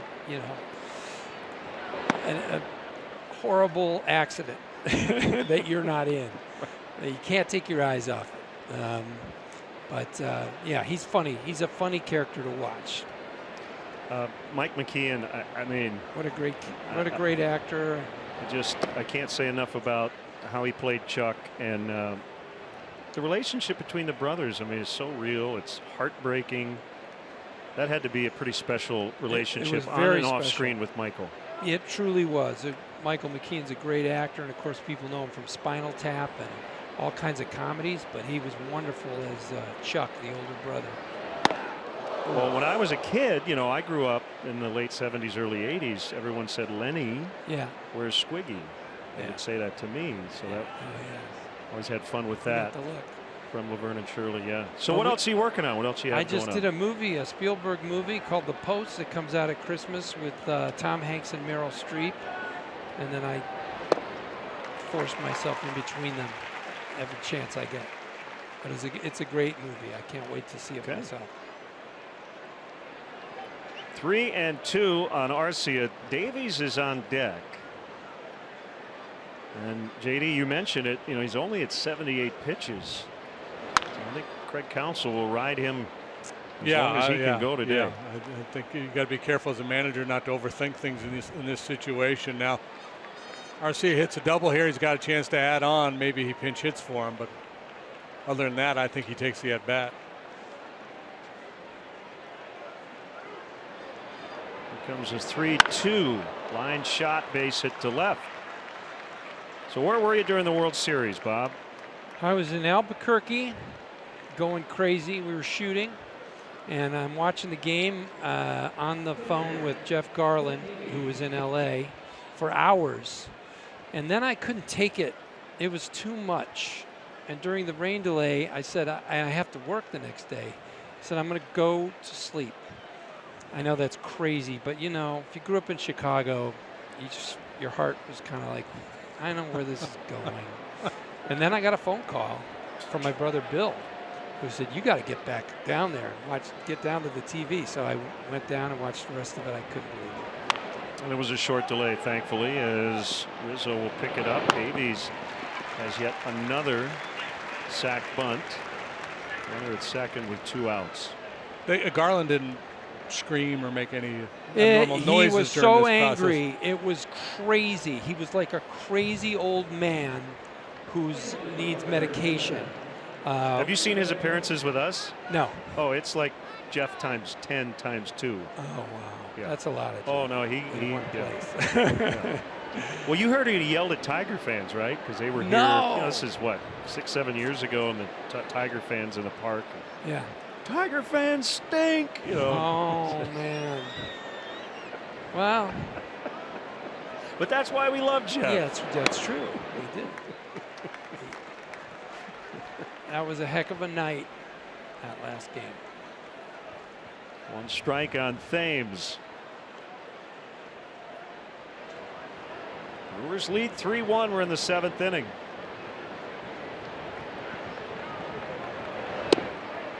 And that is low. Bit of an adjustment for the Brewer hitters after all the soft serve from Hendricks. Getting hard ice cream here from Strop.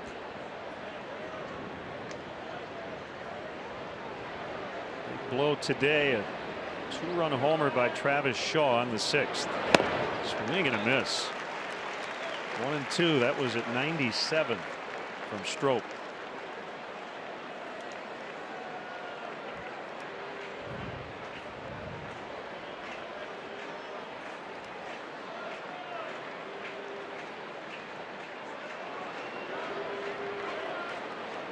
Strop and Arcia off the bag, but the middle infielders were holding their positions.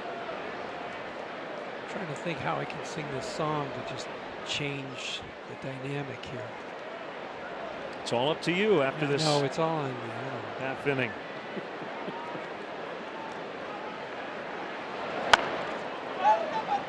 All right, are you ready? Well, Here we're about we go. to find out. Yes. Let's do this. It's the Mercedes-Benz 7th inning stretch with Bob Odenkirk.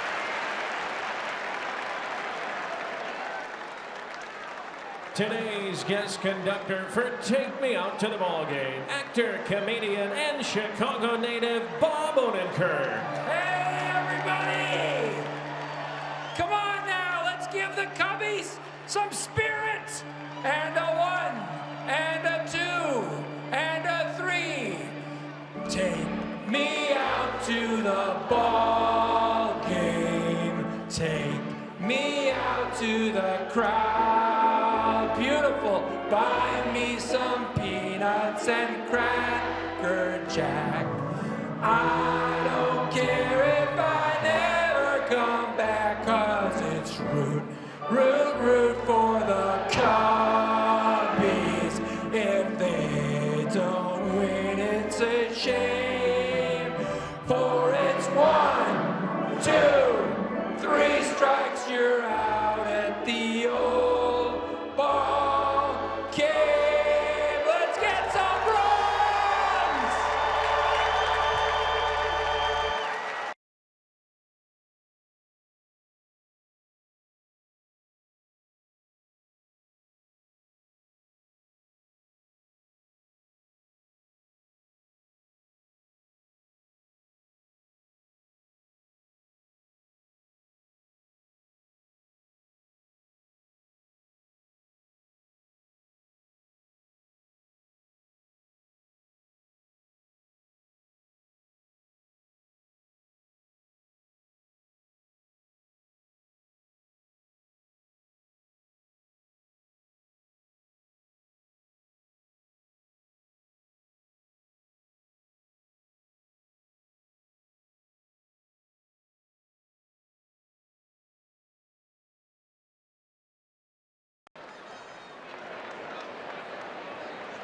Always a pleasure.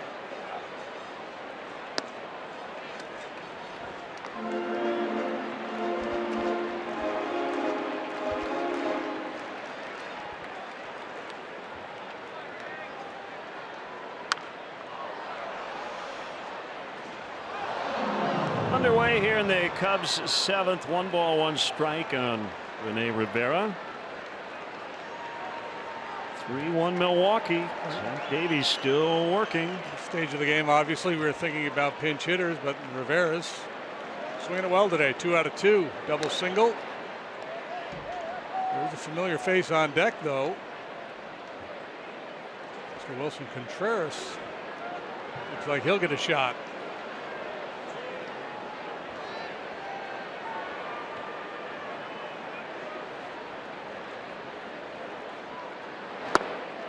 Swing and a miss. Strike 3.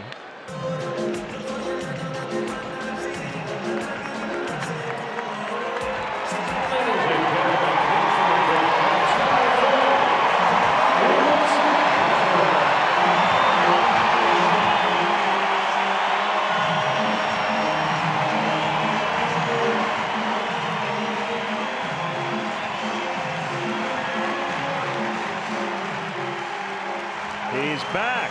Missed a month. If it were up to him, he probably would have been back about 10 days ago instead of 4 to 6 week injury. And here he is. Back from Myrtle Beach, couple of games with the Pelicans in their playoff series. Ideally, you would have liked to have gotten him a little bit more in terms of rehab and seeing live pitching, but wasn't that opportunity.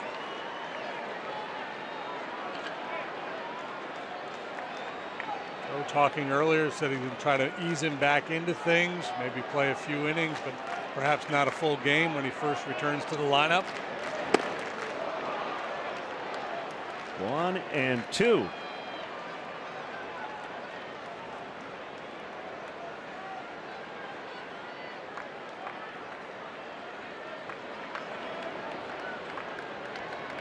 Going really deep and left. Good take, 2-2.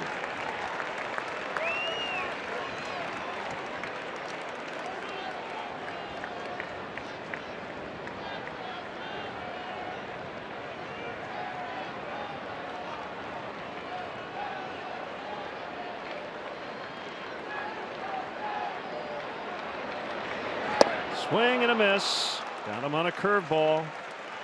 2 down. Painting the corners brought to you by Benjamin Moore, and certainly Davies has done that today. Yeah, he's been outstanding with all of his pitches. The 2-seam fastball with great movement, the backdoor curveball, a good straight change. He gives you a lot of things to consider as a hitter. Both sides of the plate, goes hard, goes soft. Benjamin Moore, paint like no other.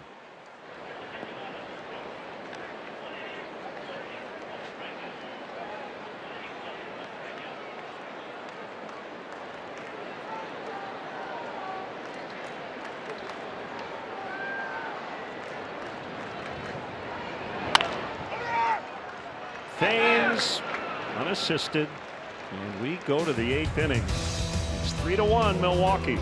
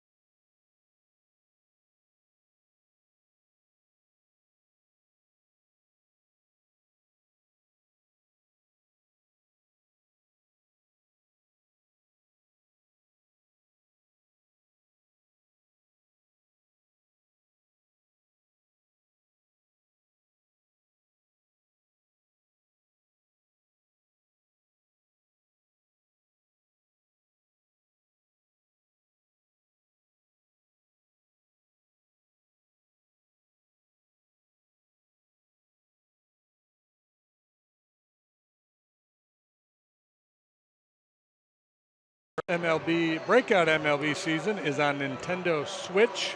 RBI Baseball 2017 is filled with fast-paced pick-up and play MLB action packed with all your favorite MLB teams, players, ballparks, and much more. Get RBI Baseball today for Nintendo Switch.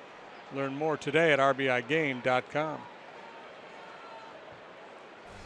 For an upcoming schedule for the Cubs, the Mets come to town Tuesday night. 3 night games, including Thursday night right here on ABC 7.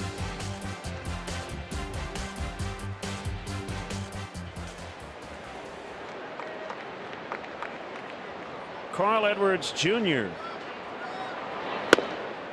And this pitching change brought to you by Lakeside Bank. Personal, customized banking. Lakeside Bank, it's about time.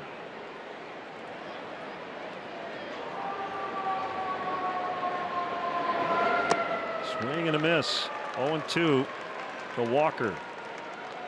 One scoreless for Strop. He allowed a hit. He had a strikeout.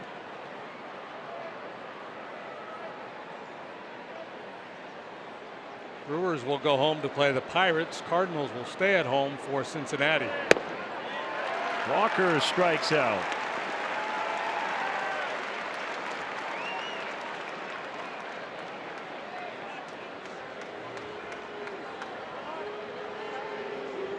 This copyrighted telecast is presented by authority of the Chicago Cubs and may not be reproduced or retransmitted in any form, and the accounts and descriptions of this game may not be disseminated without the express written consent of the Chicago Cubs.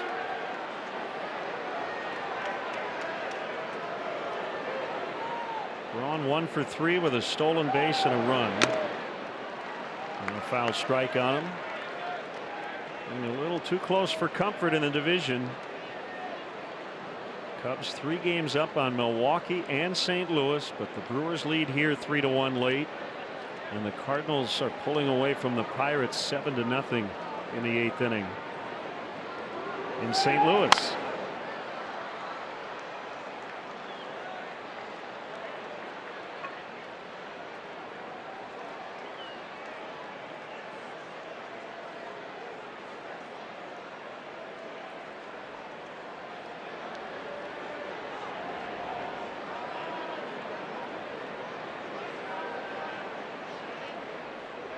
Pretty drama-free down the stretch for the Cubs last year. Just a matter of when they were going to clinch the division and head into the postseason. But there'll be some serious drama here. Back-to-back Ks for CJ. The Mercedes-Benz drive of the game took place in the top half of the sixth. Travis Shaw lofted this fly ball to right, and it fought its way out of here for a 2-run home run.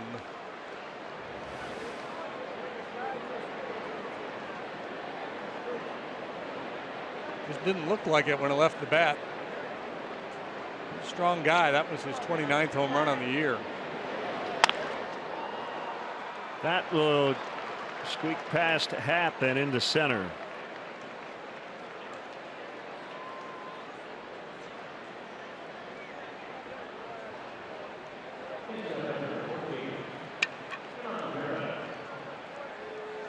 Perez will bat with a man on, 2 down. Talk so much about the bridge guys, 6th, 7th guys, and then your 8th inning man to get to your closer. The bridge today for the Brewers, I think Craig Counsell hopes it's just the starter. He wants Davies to hand the ball to Knebel in the 9th.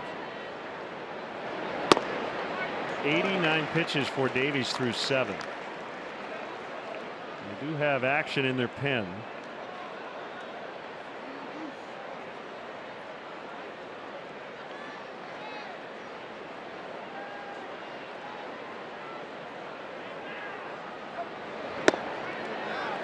I think the easy call for a manager is to hand the ball to his 8th inning guy and then his closer, because that's the move that you don't get second guessed, or at least you can defend. Hey, this is what we do. This is how we always do it.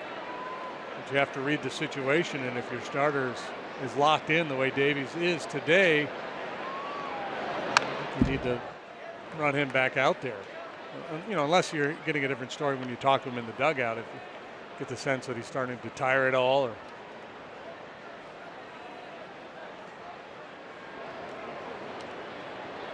Cubs will have 2, 3, and 4. LaStella, Bryant, and Rizzo due in the bottom of the 8th. That's the other part of it. When you think about matchups, and yeah, there's the the middle of the order getting their 4th look at him. Certainly could influence that decision.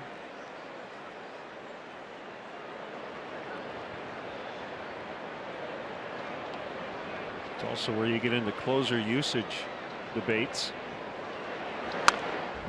If Craig Counsell goes to his pen, some might make the case he should go to Knebel for the 8th. He won't. Now Hader's the other option, right? Because LaStella, Rizzo, and if you do that, Joe might pinch hit for LaStella for sure, not for Rizzo. Nubbed off the end of the bat, so Edwards has to get over. The throw is late. See, I think Rizzo did the right thing. He was thinking second base because he had no angle really to throw to first, and the question is, did Baez just not cover, or could he not get over there? I think Javi was late.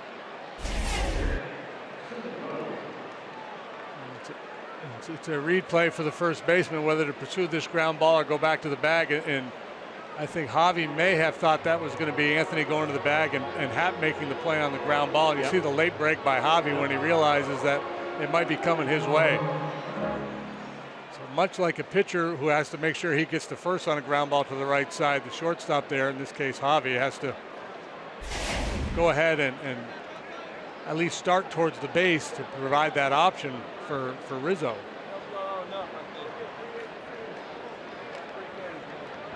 A hit for Perez. Stephen Vogt takes ball 1. The Brewers have 7 hits today, 3 infield hits plus a bunt hit.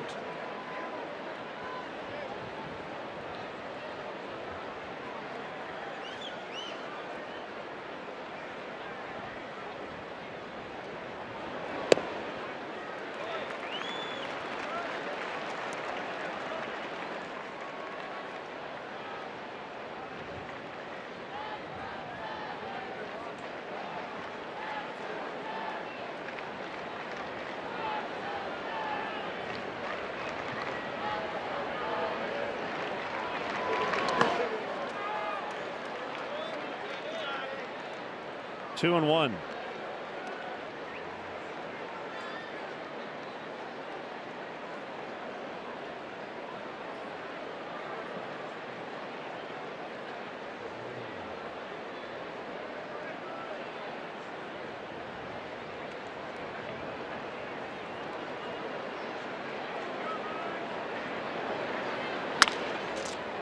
Broken bat roller.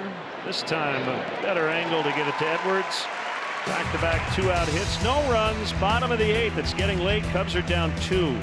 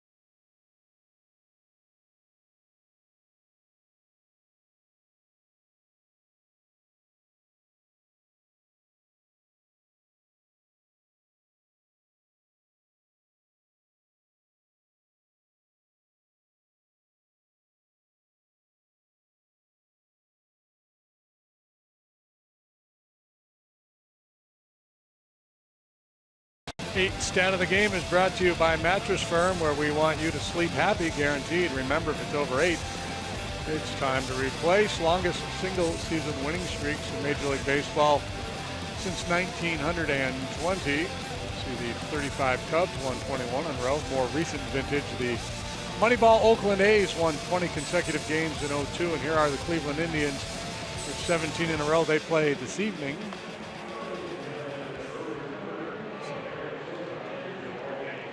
Cubs fans, great days start live. Join Kelly Ripa and Ryan Seacrest in an all-new action-packed season live with Kelly and Ryan weekdays at 9 a.m.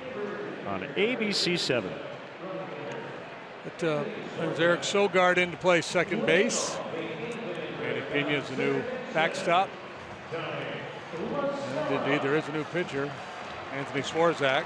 This pitching change brought to you by Lakeside Bank. Personal customized banking. Lakeside Bank, it's about time. Fastballs and sliders from Swarzak. We saw him on Friday. He's 6-3 with a 237. And he's pitching for the 60th time. That'd be, if I were a Cub hitter, I'd be like, anybody but Davies, man. Let's try somebody new.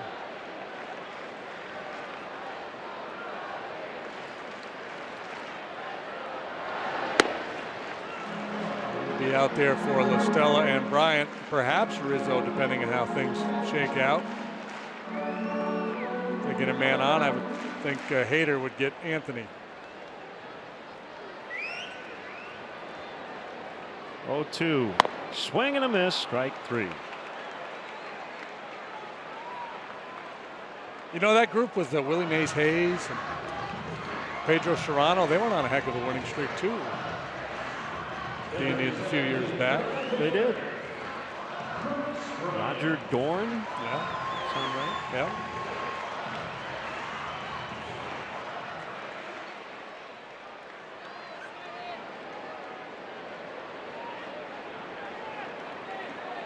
Bryant, nothing for 3.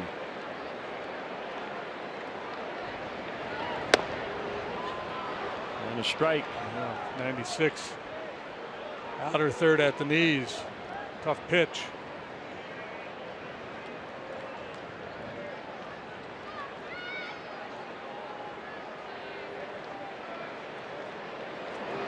The starting pitchers put on a clinic here this afternoon. Well, Kyle was so good and on the hook at the moment for the loss.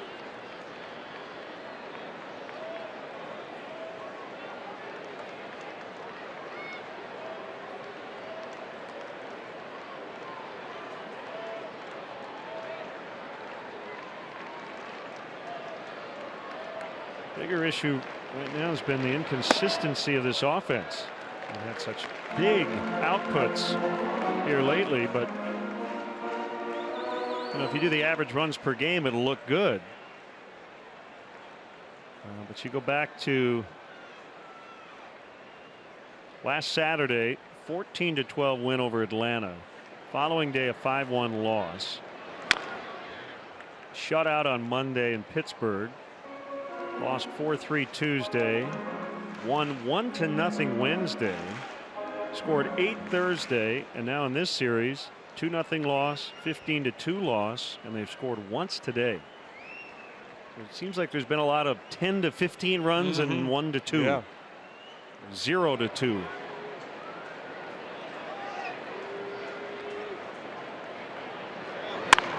Sharply hit grounder. That's Shaw at third.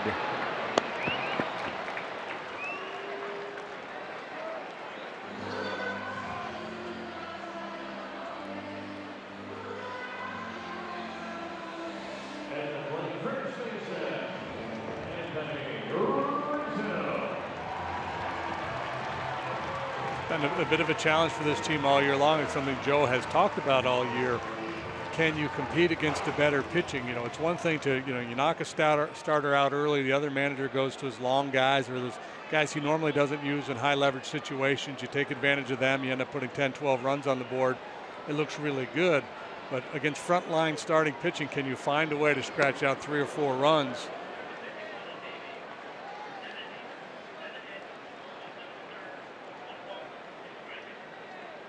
Oh, 0-1 to Rizzo.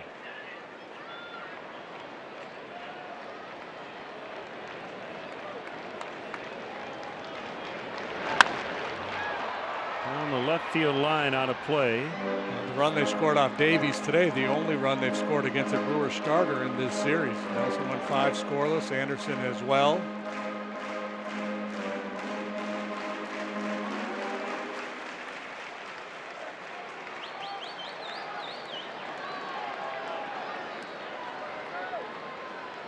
And it looked like Nelson could have given them more, but he got hurt. Anderson could have given them more, but it was a blowout game, so Counsell got him out of there. Rizzo strikes out. Swarzak goes 1-2-3. We will go to the ninth. It's 3-1 Brewers.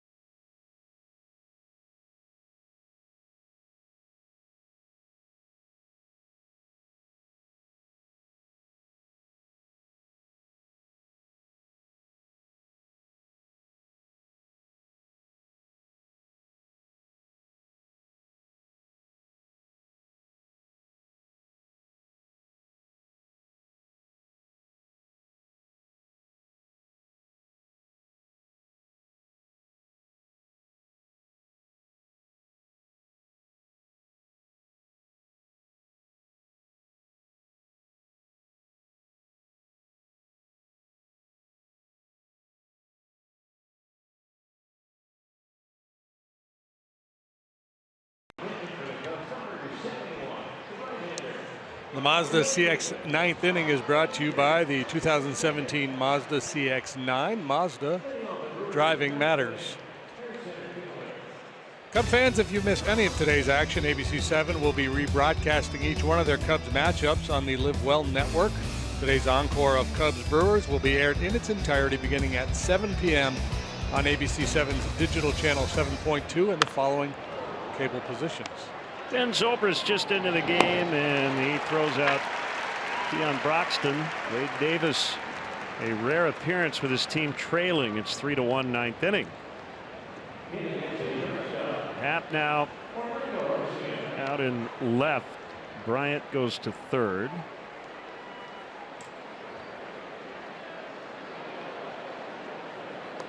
Davis continues along. He's been perfect in save situations. This is a pretty safe game for him to pitch because the off day tomorrow means he won't pitch tomorrow, and with a closer just trying to get him a little work. You often worry if you use him, then all of a sudden you need him in a safe spot 3 or 4 days in a row. He might not be available. In this pitching change brought to you by Lakeside Bank, personal customized banking. Lakeside Bank, it's about time. Yeah, I think it's the off day tomorrow, and again the importance of this game. Yeah, that's why Joe, he's used Strop, Edwards, and now Davis, all while trailing. Guys normally he would reserve for preserving a lead.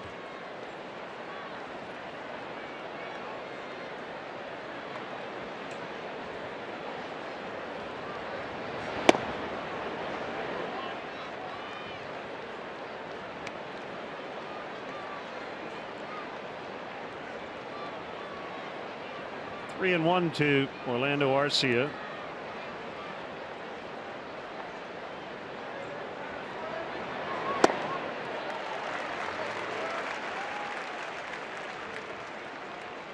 Now 3 and 2.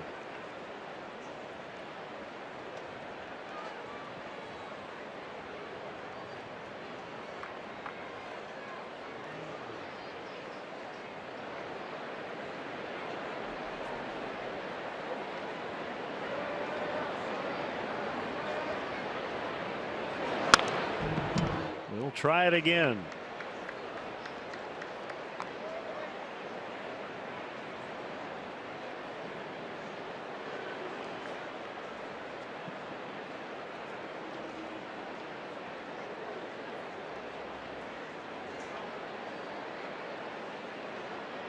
That game is over in St. Louis. Cardinals 7-0 winners over the Pirates, so they engineer the weekend sweep.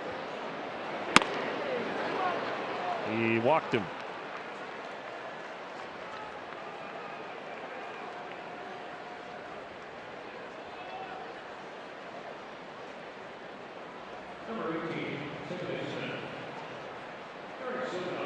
Aaron Judge has hit his 40th home run.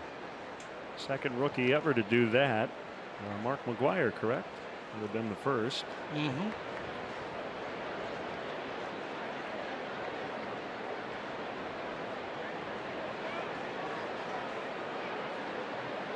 Yankees lead at Texas 9-2 in the 4th inning. Sogard takes a strike. He just came in to play second base.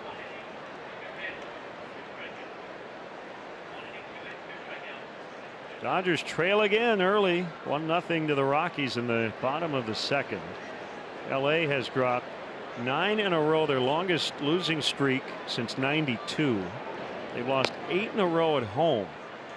They've now dropped 5 consecutive series. Didn't they go like 2.5, 3 months without losing a series? Yeah, it's one of the more interesting cases we've seen. Excuse me. Their losing streak is causing me to lose my voice. 1-1.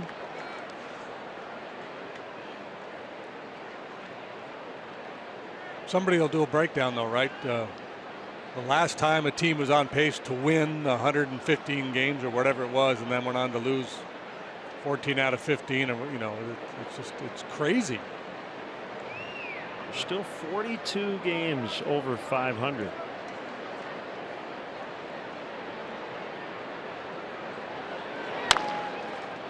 Rizzo's got it. Baez at the bag. The throw to Davis. Safe.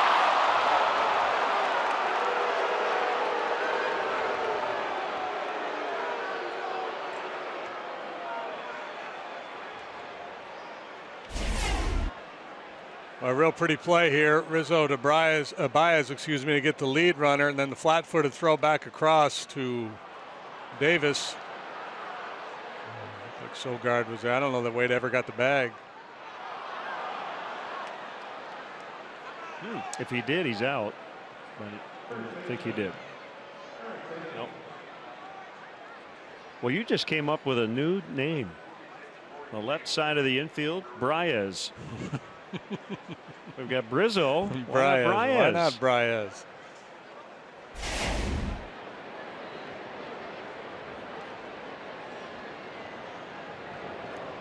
Maybe when the Brizzo contract is up, or you have that negotiating window, Chris can work with Javi's representatives and whether he wants to stick with Brizzo or go with Baez.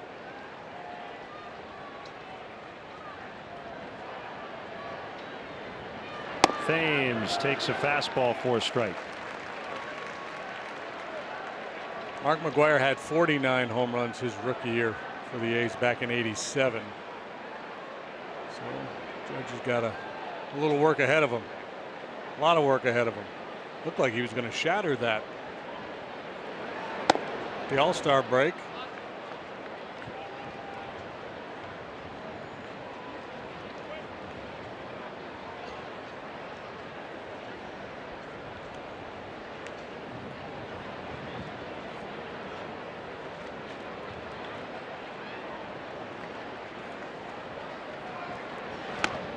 That was nasty. 1-2. Yeah, that's the cutter. But that had so much depth on it.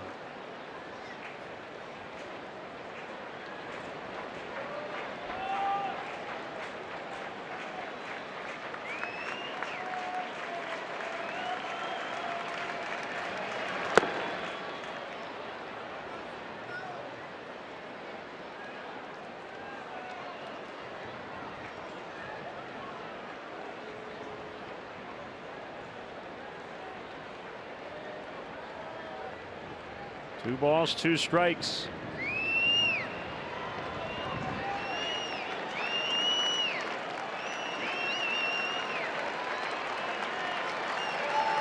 Sogard dancing off of first.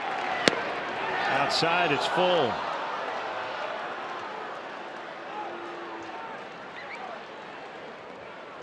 Now Anthony will play behind Sogard. Trying to get Davis's attention to make sure he knows.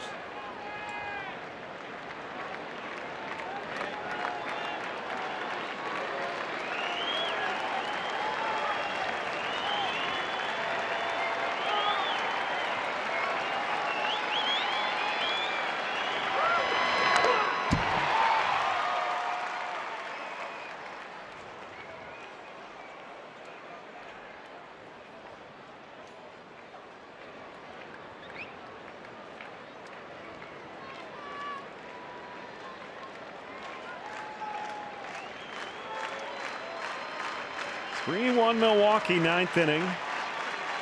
Davis to Thames. Runner goes. Ball four. He's walked a couple. And will now face Manny Pena, the catcher. Rarely see Davis miss that far out of the zone. Not even close enough to make Thames contemplate a swing. He's going to chat with Rivera here.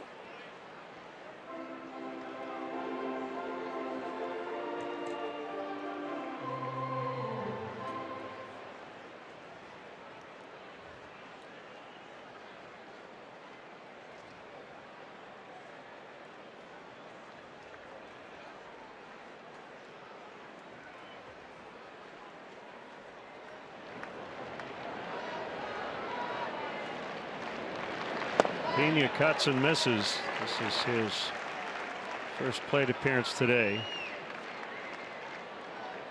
1 strike on him.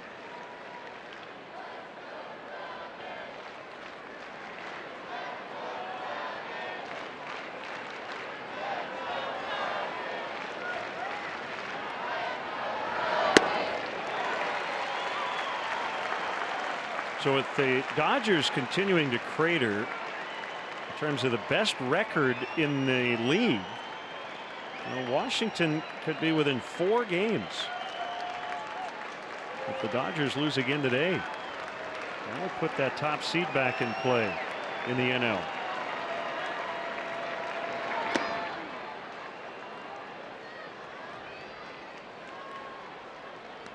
It has been widely assumed, and for good reason, that the Dodgers would play the winner of the wild card game.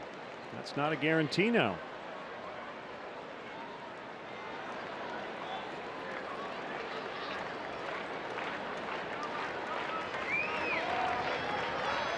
One-two pitch fouled away. There was another assumption that all or both wild card teams would come out of the West. They would have 3 playoff teams.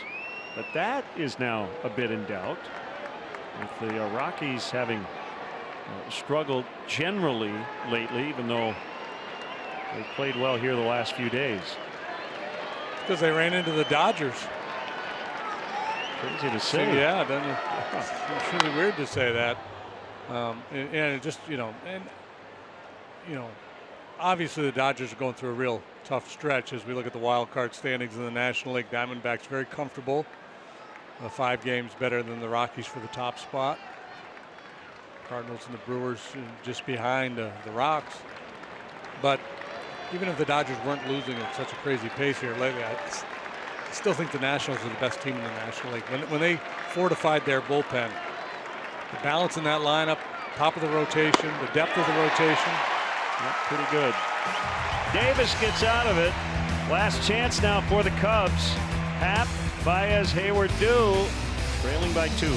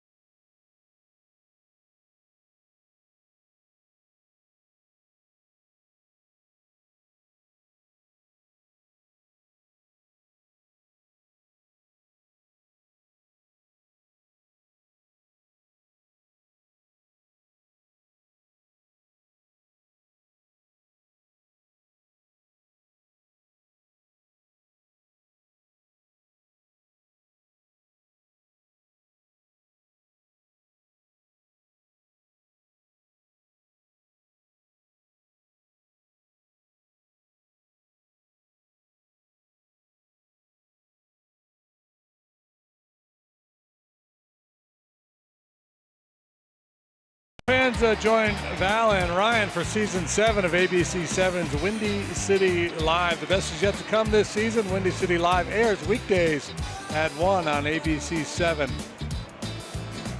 They're so happy.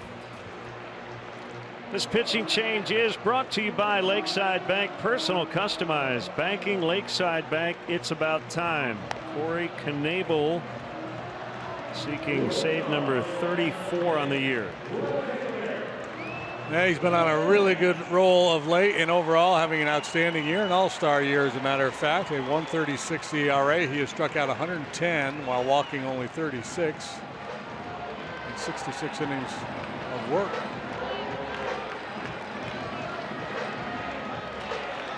Tough to hit. Power arm, big fastball, real good curveball. Shaw about even with a bag at third. Everybody else back at normal depth with nobody on. 1 ball, no strikes.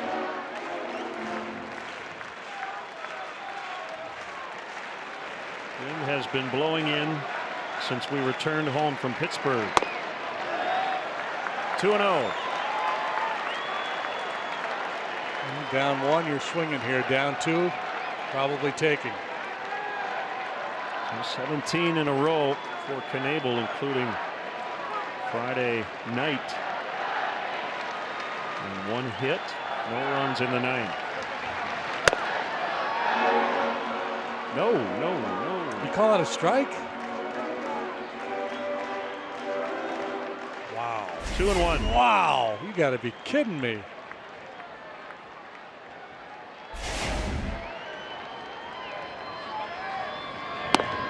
Ball 4.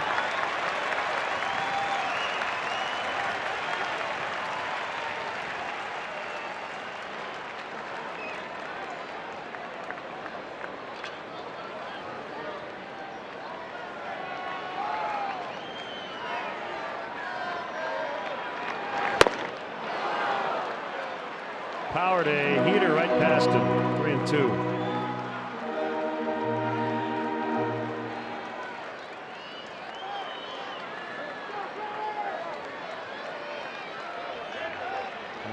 For the Cubs, the Rivera RBI double, scoring half in the 2nd inning.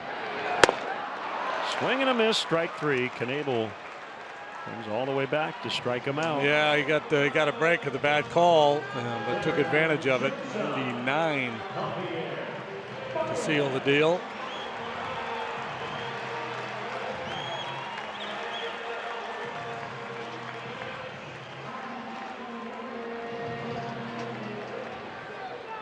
Is 1 for 2 and a sacrifice bunt.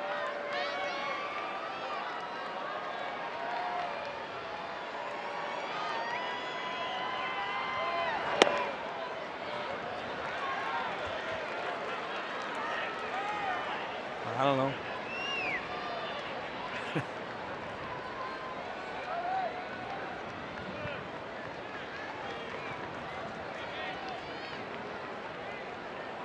So 1-0 on Baez. Make it 1-1. 99 that time.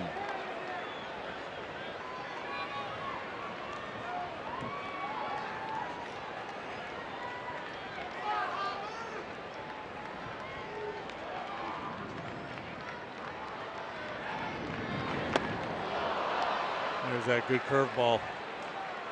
Well, that split right between the 97 to 99 and then 83 on the curve. Yeah, and it's just such a sharp breaker. No hump in it. It's not a lazy roller. It's there and then it disappears.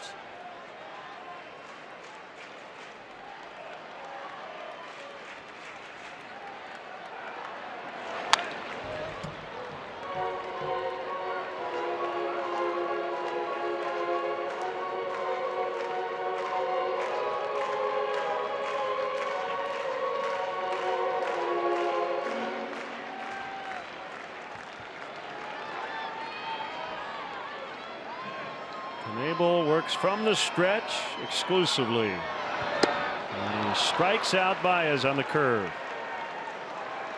Last chance now. It's Hayward trying to get on and bring up the tying run.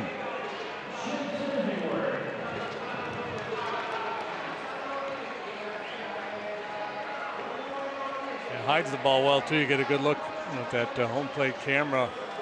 What the hitter has to deal with. A high front side.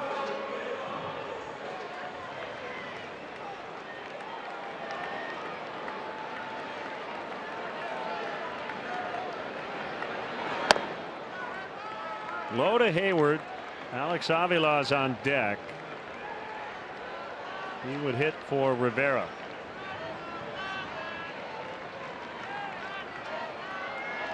He'll only get up if Hayward can reach. 1-1.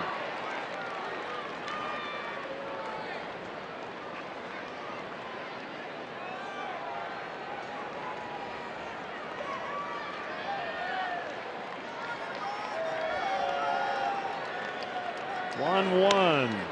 Now 1-2. Cubs have been held to 3 runs in the series.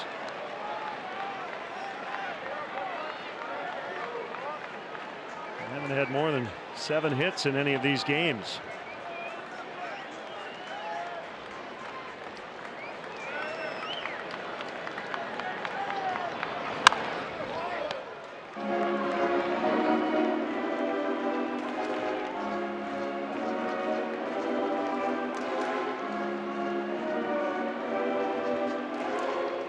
Chance to basically put the division to bed going into the weekend. They were up 5. Now could be possibly only up by 2. And even stays alive. You know, even if you lose 2 out of 3, you still have a 4-game lead over the Brewers, and as the calendar starts to dwindle away, you feel pretty comfortable. But that dynamic has changed, and that's the one thing that the Cub players are going to have to remind themselves of when they come to work on Tuesday. Hey, we still have the lead. It's still in our hands. Another 1-2 from Knebel is up and in.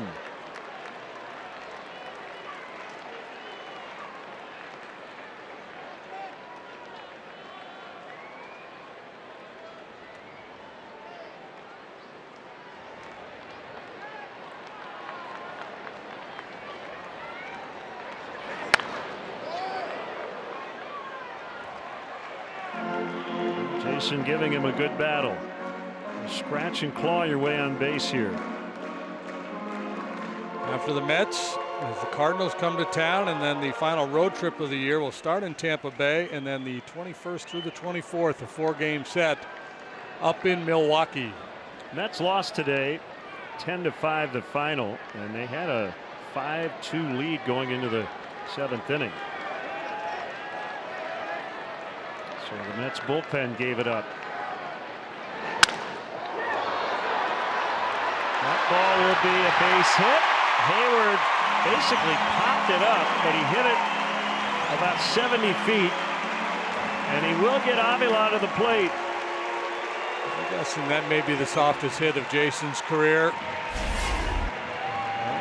Brewers have benefited from that today, some soft hits. This is just, that's unbelievable, the nature of that hit. Just a little check-up lob wedge in front of the third baseman. That's a full swing.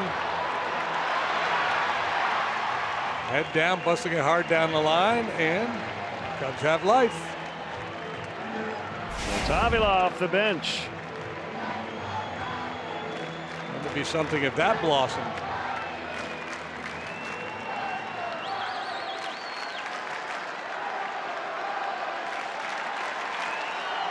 Alex has come up with some big hits in a short time with the Cubs. Outside, ball 1.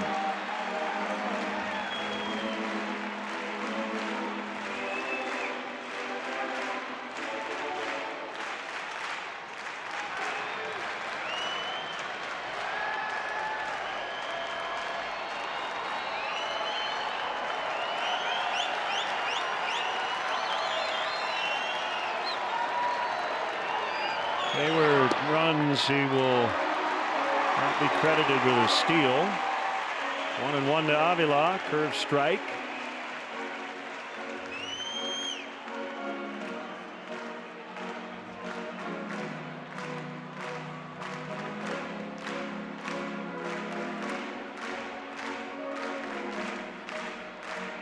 Game-changing blow is a Travis Shaw 2-run homer in the 6th inning. That has held up to this point.